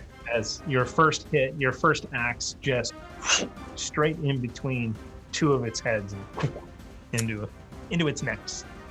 Awesome. Roll some damage. No, don't do that. There we go. Let's see. So that's 9. No, wait. What? I don't understand what it's giving me here. I think that. I think it's 9. It's 9, right? Yeah. 1d6 plus 3, so you rolled max damage. Yeah. Yes. Oh, yeah. Yeah. Okay. Nice. 9 points of damage. Well, That should Is it double, doubled. or do I roll Yeah. twice? So it's 6 doubled to 12 plus 3 is 15. Right. There we go. We got there in the end. Yeah. You always do, eventually. And I'm as I fling the 2 axes towards it, I'm gonna just yell back out and just All right, everyone, get off your butts and let's fight this thing, right? Right? Am I right? Oh, you're already doing it. All right. Juliet holds up her bloody sword, like, yeah! And I will rally. Let's see how many hit points I can give people here. Let's see, that's 5 plus. So that's 7 total hit points. To everyone? Everyone who can see and hear me. Cool. Are those regular like heals or Those are temporary temp hit points. okay. How many? The Chimera can see you with each of its heads. Yeah. Friendly creature. And that is not a friendly creature. It is a bad no. kitty. So that's 7. That's 7 total. And that's it. All right. It might be a good kitty, except for the goat head. It's bad influence. That dang goat head. Yep. So Alora and Ren together up at 11. Together again. Hi. Do you want to go first, or do you want me to go run at this thing? Let me shoot it first. Go for it. Yeah, so having raised myself, thank you very much, Daniel. I will pull my perfect fit crossbow off my back and try to loose a shocking bolt at Bad Kitty. Perfect. I should roll something for that, shouldn't I? Yes. It's going to start with a D20. There we go. That is a, oh my lord. I was a You You nat one. jinxed our rolls. Oh, I'm assuming a 4 does not hit. A 4 does not hit.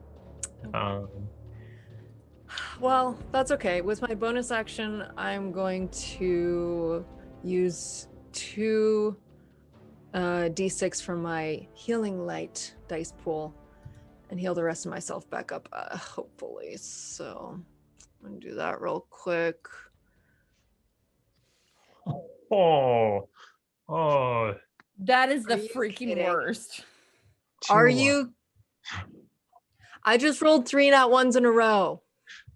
That's a, if Alan were watching, he might donate bits for that. Thanks a lot, Tim. All right.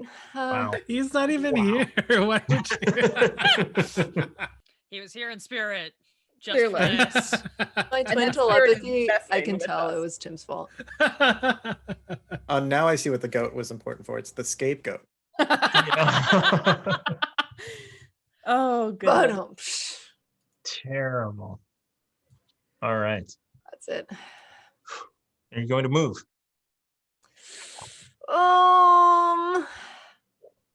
Don't be clumped up with anyone. Yeah, I guess I'll try to. Oh gosh, it's so hard to see on this map. Yeah, I'll there try are to definitely run, trees that you can kind of. yeah, Get like under. into this thicket. Okay. So that I'm not accessible by air. Sounds good. There you go. Daniel. I think I'm up. Yes. Ren.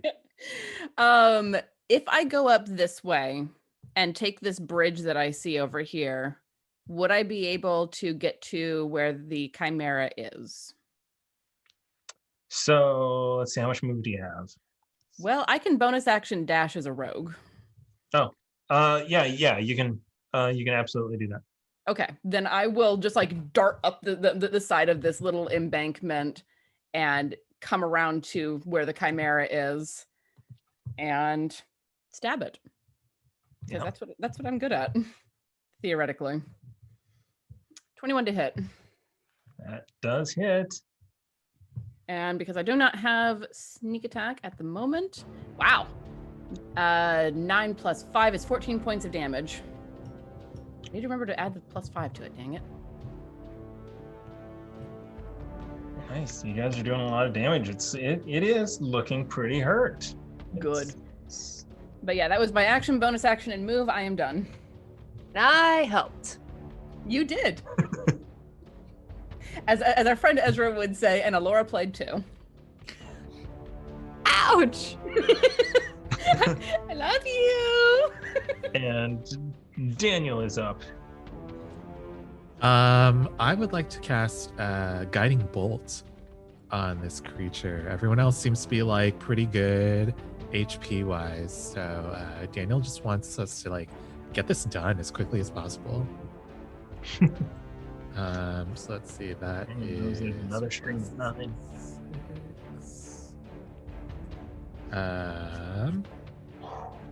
That is a 13 to hit. I think that's a no.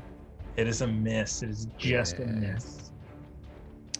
It's all right. I think then Daniel sends his owl, Danielle, to go fly to perch on Alora's shoulder, just because she's pretty central. She could get to like other people from there. So Gotcha. So he's flutters over.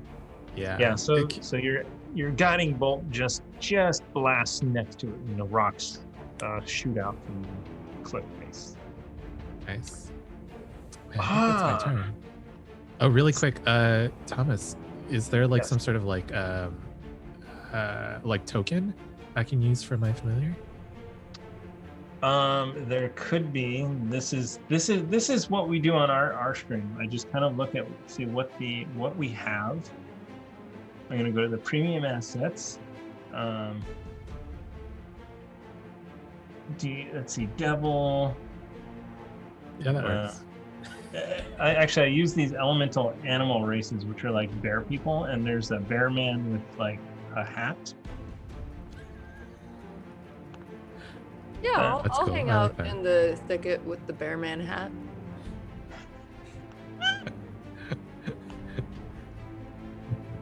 He looks like the galaxy and he's perched on your shoulder. And he can fly. The entire so- universe is in his eyes. You now have access to the bear with a hat. Yeah, Thank like you. Ren said, Alora played too. All right, it is the Griffin's turn, and its favorite thing to do at Is the it top of not- its. Is it It's a not my turn? chimera. And Oh, it's a okay. Chimera. Oh, did you forget Also, the it's griffin that was Juliet's behind turn. us? And I'm sorry, there's a Griffin that goes right before you. Rip. Where did that come Excuse me, from? what? Juliet, you are up. Great. Not like I can do much, but I might as well try. If I need to climb up this edge thing, that's gonna be half speed Yeah, movement. Yeah, Great. so half speed for 1 square. Cool. I have 15. I would like to. Sorry, I have to check where I can get to. I would like to get up to here. All right. And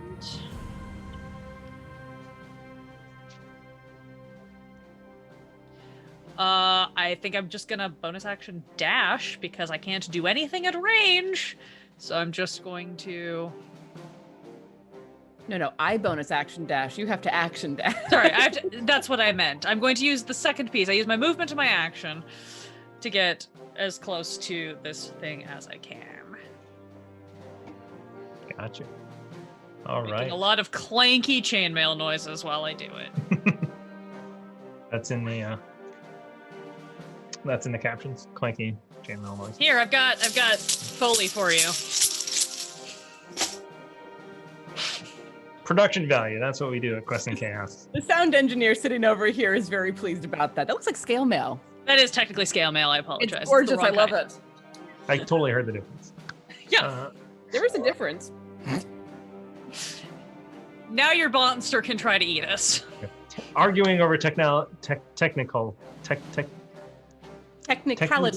Technicalities. That's also what we do on Quest and Chaos.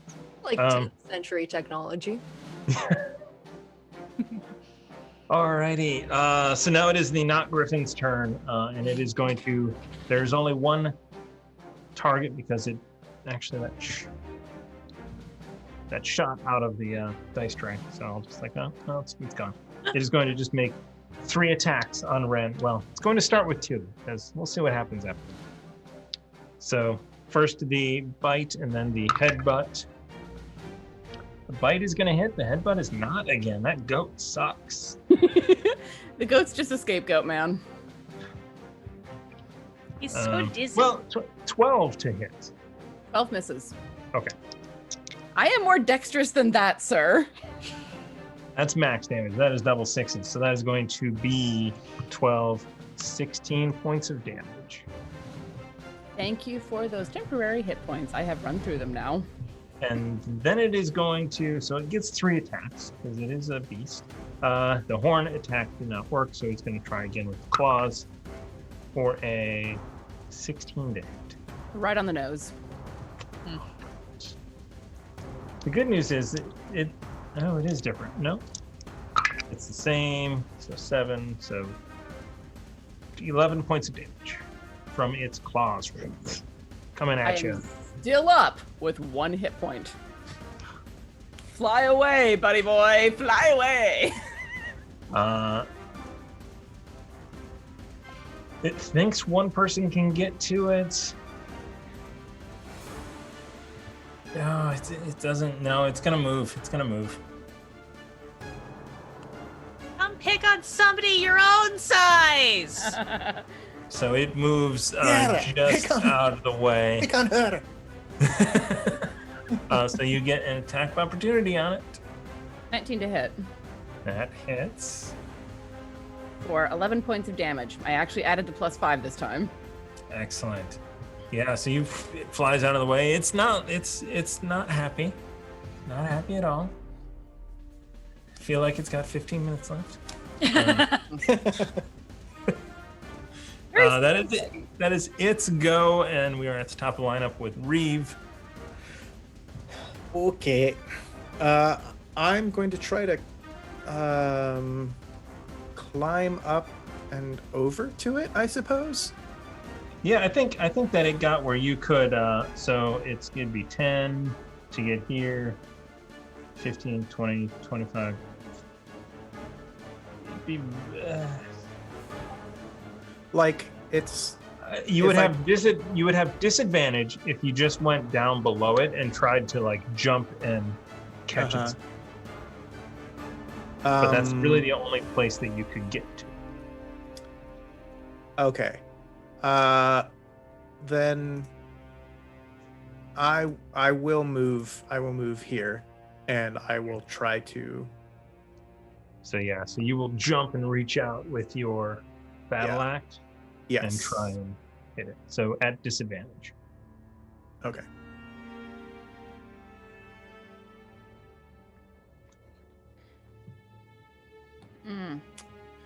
That's an 11. And 11 is not going to do it. The 14 would have. Gang. It's valiant effort though. Reeve running over there, swinging, leaping, missing. Yeah, that's in your mind. That's what it was. But you're just like, eh. I'm Doing short. good, buddy. And Oloro and Ren up again.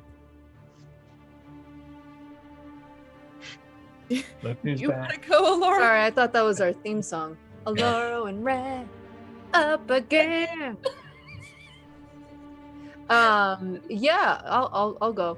I'm gonna shoot it with an Eldritch Blast, please. Please, Yeah. David, please. Let's see. Yeah. Yeah. All right, dice rack with me. It's a 23 to hit. Yes, that is going to hit. Beautiful. And let's see if I click on it. Oh my. Well, all right. That hurts. It's all right.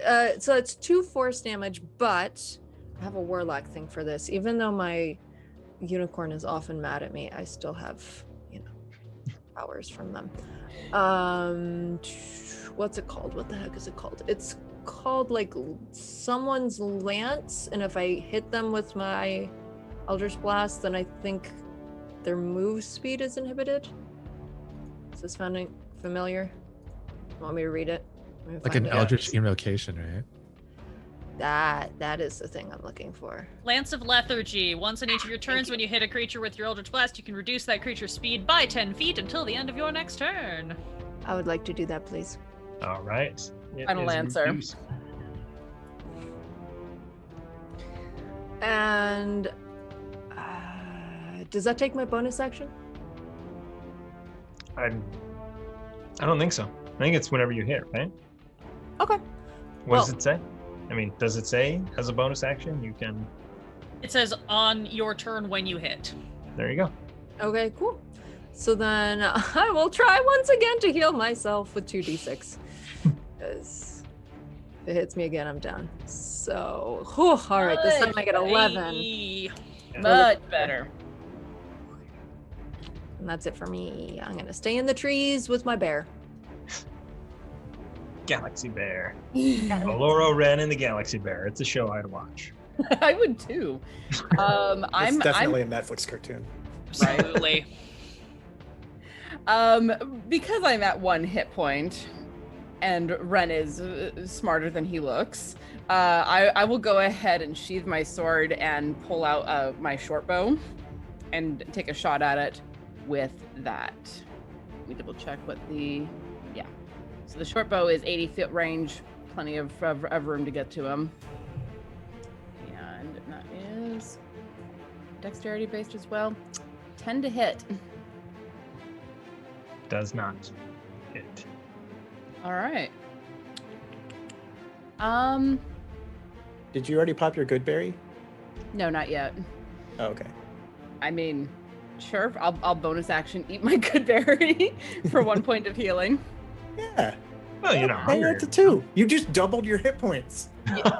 You know what? That is completely accurate and completely valid, and I agree. Thank you. So, like I'm my not. stock account. It's double. You know, double of 0 is still 0. Yeah, I'm not gonna get any closer at the moment because I'm hoping for heals here pretty soon, and I don't want to move out of range. All right. Sounds good. Daniel, you are up. It is pretty close to you. Perched. I'm above gonna you. ask Danielle to fly over to Ren, and then I will use a 2nd level healing spell. I'll use the one stored in my weapon just so I can use All it. right. Oh, Yeah. that's right. You can cast through your familiar. I forgot that. That's Yeah, great. Yeah, touch spells. Hey. And then you regain, let's see, 12 HP. Oh, you are a blessing. Thank you. And then I'll use the extra 1d8 plus 4 for myself. Oh, valid. Because why not, right? And I regain another 9. Nice. Bookkeeping, cool. And then I'm just gonna move over here. Things are getting a little tense near the cliff. I'm like, don't want to feel some of that fire again. That was bad times. Just And know, I think- do a woosa. yeah, and I think I'm done. All right.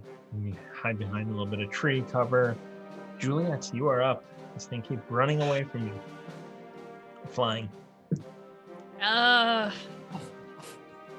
I can't do anything unless I get close. Yeah, I'm just gonna have to dash. I'm just gonna I'm just gonna run by, give give Ren a thumbs up with the hand that you can't see behind my shield as I pass. I was like charging ahead. Fair enough. Fair enough. So you dash to get next to it. Yep. And then I'm just gonna brace up. Okay.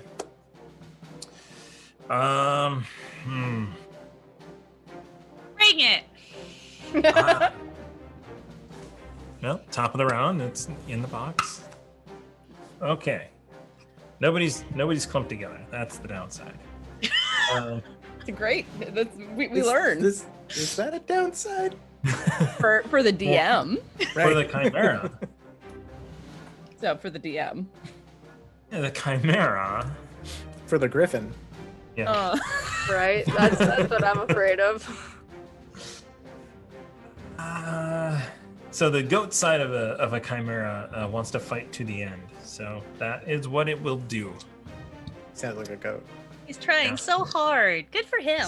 It's stubborn. Yeah. Aries, am I right? Word. So okay, so it is going to yeah, can't get to it. Oh. Okay, so it is going to attack 3 times on Juliet, who is there. First one with a bite for 19, It's 10 points of damage. thanks for those temps. And then it is going to turn its goat head towards you and 24 to hit. Will hit. Brings its horns down into you. I get to roll a d12 for 9 points of damage. I'd like a Loro to roll damage for the chimera next time. And then it is going to finish it off with one of those lion claws that it has for a 11 to hit. Misses. And that is going to miss. And it is going to just stay where it's at. Oh, good. He doesn't want to let me have an opportunity attack. That's fine. Give it a minute. Yeah. Yeah, so that's it. That is it's top of the round for Reeve. All right. Can I then climb up there, and be next to it, so I don't have to jump up and attack? Give me with an athletics check. It's a low DC, but yeah, an athletics check, you can get up there. Okay. How's a 10? That is the low DC to meet.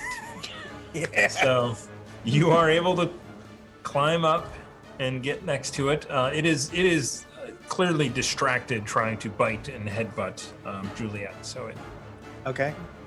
I get I up to it. will happily take a swing at it now.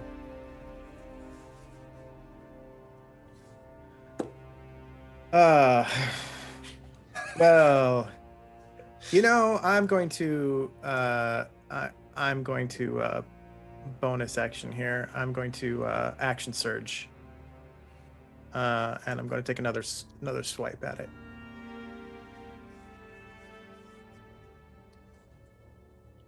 There it is. That is a lot better. Okay. 24 is definitely gonna hit.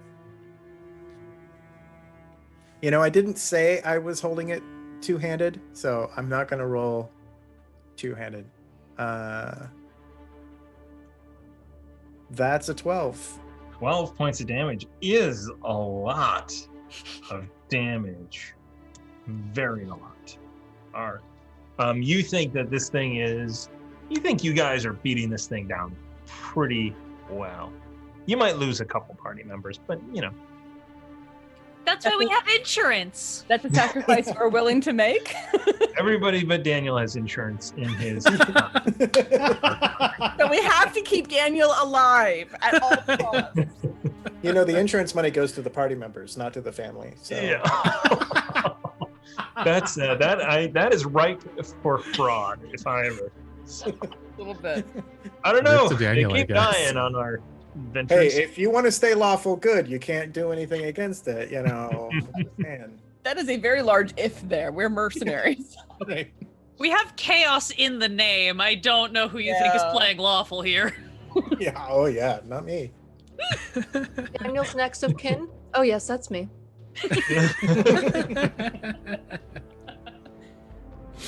You mean All Uncle right. Daniel? Yeah. Tragic what happened to him. So that was Reeve. We now have Oloro and Ren. Together again. Back at the 11. Let's try a guiding bolt. I'm still within 120 feet of range, right? Yeah. Okay. That Woo! might That be is a dirty minus one 20 to crappy. hit. Nice. And 16 radiant damage. All right. Yeah, that hits. pew, pew, 16 pew. radiant damage as this bolt of fire or light flies through the air, hitting it and illuminating it for the next attack. Which that's a terrible lineup if I ever saw one. She sets it up. I knock him out. I believe I'm next. I'm going to run up behind this thing and stab it with a rapier. Donovan on our Advantage. Saturday show, his favorite place in initiative is just after Elspeth. It's a good spot to be. So that is a dirty 20 to hit. Yes, that hits. All right. And since I have my friends around me, thank you very much, I get sneak attack damage. So that is 19 points of damage. 19 points of damage. This thing Roll. is hanging on. You have beat it down. The goat head just looks angry, but it always did. So No difference there. yes, the dragon head just looks really mad at the other two. It's like I it's said trying to we fly could away. leave, And the but goat, no. Nope, I'm not leaving. Not leaving. I'm almost dead, but I'm not leaving. All right. Daniel, you see, So I'm you see that this thing is pretty hurt. nice. So I'm assuming that Juliet seems pretty hurt as well. I'm fine. Yeah. You should probably just kill it. And if you Okay. don't, I'll finish it off. But Okay. thanks. Yeah, no problem. I will. I'll throw another guiding bolt at it. Yes. Yes. Set up. 19 to That's- hit. 19 does in fact hit 9 damage. for 9 points of damage as this guiding bolt is going to kill it. So how do you do this, my friend? Oh, nice. I'm imagining like these guiding bolts take the form of just stars that launch out of like Daniel's galaxy form. So maybe this is just like a super like beam that just Okay. comes from his chest or something. Gamma rays. The Care Bear stare. Yeah. It's out of the heart from his chest, shoots his beam of light that just burns a hole into the chimera as it slumps and falls to the ground, slowly falling over the edge and with another bloody thump onto the ground below. And it It's is a really dead. bad kitty. And you Well done, everyone. you guys are here. You take a minute to look over the wagon. After, unless you guys want to do anything beforehand. I loot the body. Oh, if no one has any objection or stops her, Juliet is absolutely going to cut the heads off of this thing and stuff them in the bag to take home with her. No objection. Just let me sear the bloody Oh, head. with absolutely, the yeah. sword. Teamwork makes the dream work. Exactly. And I have a flaming sword in my hand. Let me keep your bag of holding from getting all bloody. But that's so much less messy than the way I normally do this. Well, Hey guys, what's in the wagon? we should travel together more often, I think. That'd be I great. examine its claws for like evidence of having eaten other humanoids recently. So I mean, it absolutely, its breath stinks. You know, it doesn't have great hygiene. It clearly does not own a toothbrush.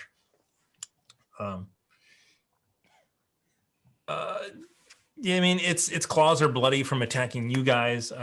There's dirt. You guys will spend the next sort of bit investigating the area. You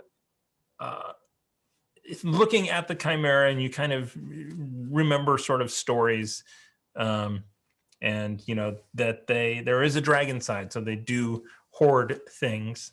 You eventually, looking through the area, you find a cave where it does reside. You find body parts. There are no living crew members. You do find 8 blue coats in different levels of rippage and damage. You do find not only the 2 chests But you also find some more. It's a one shot. So you find 1,000,000 gold pieces and you can retire and And we can finally get Daniel a good insurance plan. Let's go open a bar with a good support plan for all of its employees. Oh my God, I love love it. Let's do it.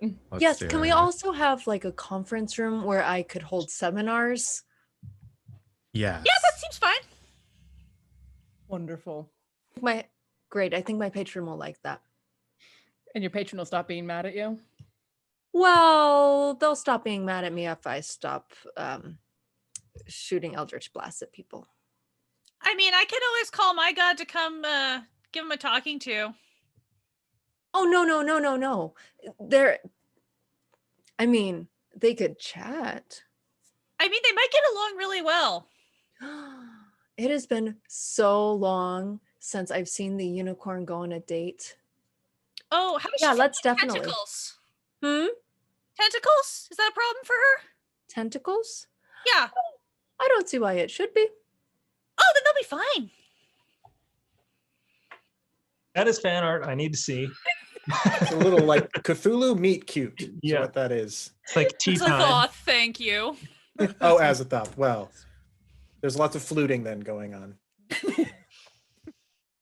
Oh my gosh. So thank you, players, for an amazing time. I had a lot a lot of fun. Always Thank a you, so pleasure. fun. viewers. You. Thank you. We got some You- minutes left, so I think Well, I mean, how did we have to Oh. go back over that bridge, right? Yeah, are we going to burn it down? Let's just buy it. Oh, we Yeah. can buy it. Ooh, that's a good idea. We have 2 chests, right? We One with gold, one have- with silver. We Like, have plenty of gold and silver that isn't the blue coats. Yeah, so we can how you guys can narratively describe what you want to do as you come back upon this bridge. And they they will be open to whatever your suggestions are. So I'd love to hear them. well, Laura I- just kills them all. To Our make Lord just kills myself them all. scarce, I'm gonna misty step like under the bridge and just kind of hang out to see how this is gonna go. Fair. I'm the Um, insurance policy. I mean, Juliet's gonna walk up covered in blood, in her armor, dragging this bag, and just go up to the first guy. She's go, "Hey, we've got a business proposition for you." Yeah. So we've just recently come into some funds. We understand you guys are trying to recoup from your previous business expenses. We'd like to build or buy all of this, finish that building, and go into business. We're looking to hire some strongly unionized workers if you're interested. All right. So you take some funds out of the recovered treasure and purchase the bridge and the building and hire some individuals. You spend a great deal of time drawing up employment agreements as Oloro is under the bridge for a while, waiting. Thank just God. waiting for the- Did anyone tell Aurora that we had purchased the Oh, bridge shoot. and I knew I she forgot doesn't something. have to hide under it anymore? just like come and stick my head around the bridge. Hey, you can come up now. But I think it's been so long. There's a legend about some creepy person living under the bridge. Oh, we should just let that one Sometimes- stand. It's great campfire stories. On Yeah, quiet that's nights, our you creepy can person. still Dang it! hear the eldritch blast shooting out of nowhere. And you hear a That's our unicorn tourism giggle. campaign. Yeah. It's a very new bridge, but it is already haunted. It is amazing. Thomas, you have to put that into campaign 2. I'm begging you. Well, there's a haunt. Yes, there is a haunted bridge. Absolutely. Go smooth fast here. Yes. At some point. Yeah, we'll all have to figure out the timeline. But Yep. Good luck, buddy. so that's gonna wrap it up. I am Thomas Cook from Quests and Chaos. We stream a lot.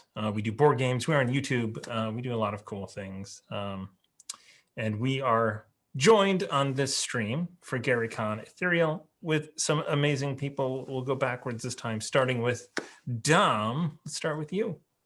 Well, hey everybody, thanks for joining us.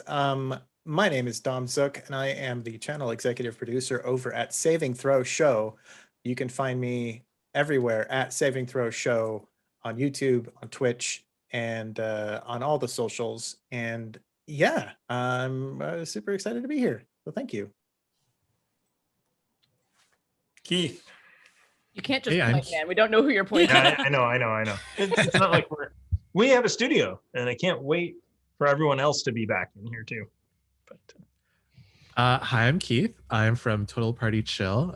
You can come check us out on Sundays and Tuesdays, where we play Dungeons and Dragons. And then on Mondays, we play indie games. Currently, we're playing The Veil, which is a powered by the Apocalypse system. And so, yeah, if you want to see some sci-fi hijinks, come over. I think I was next.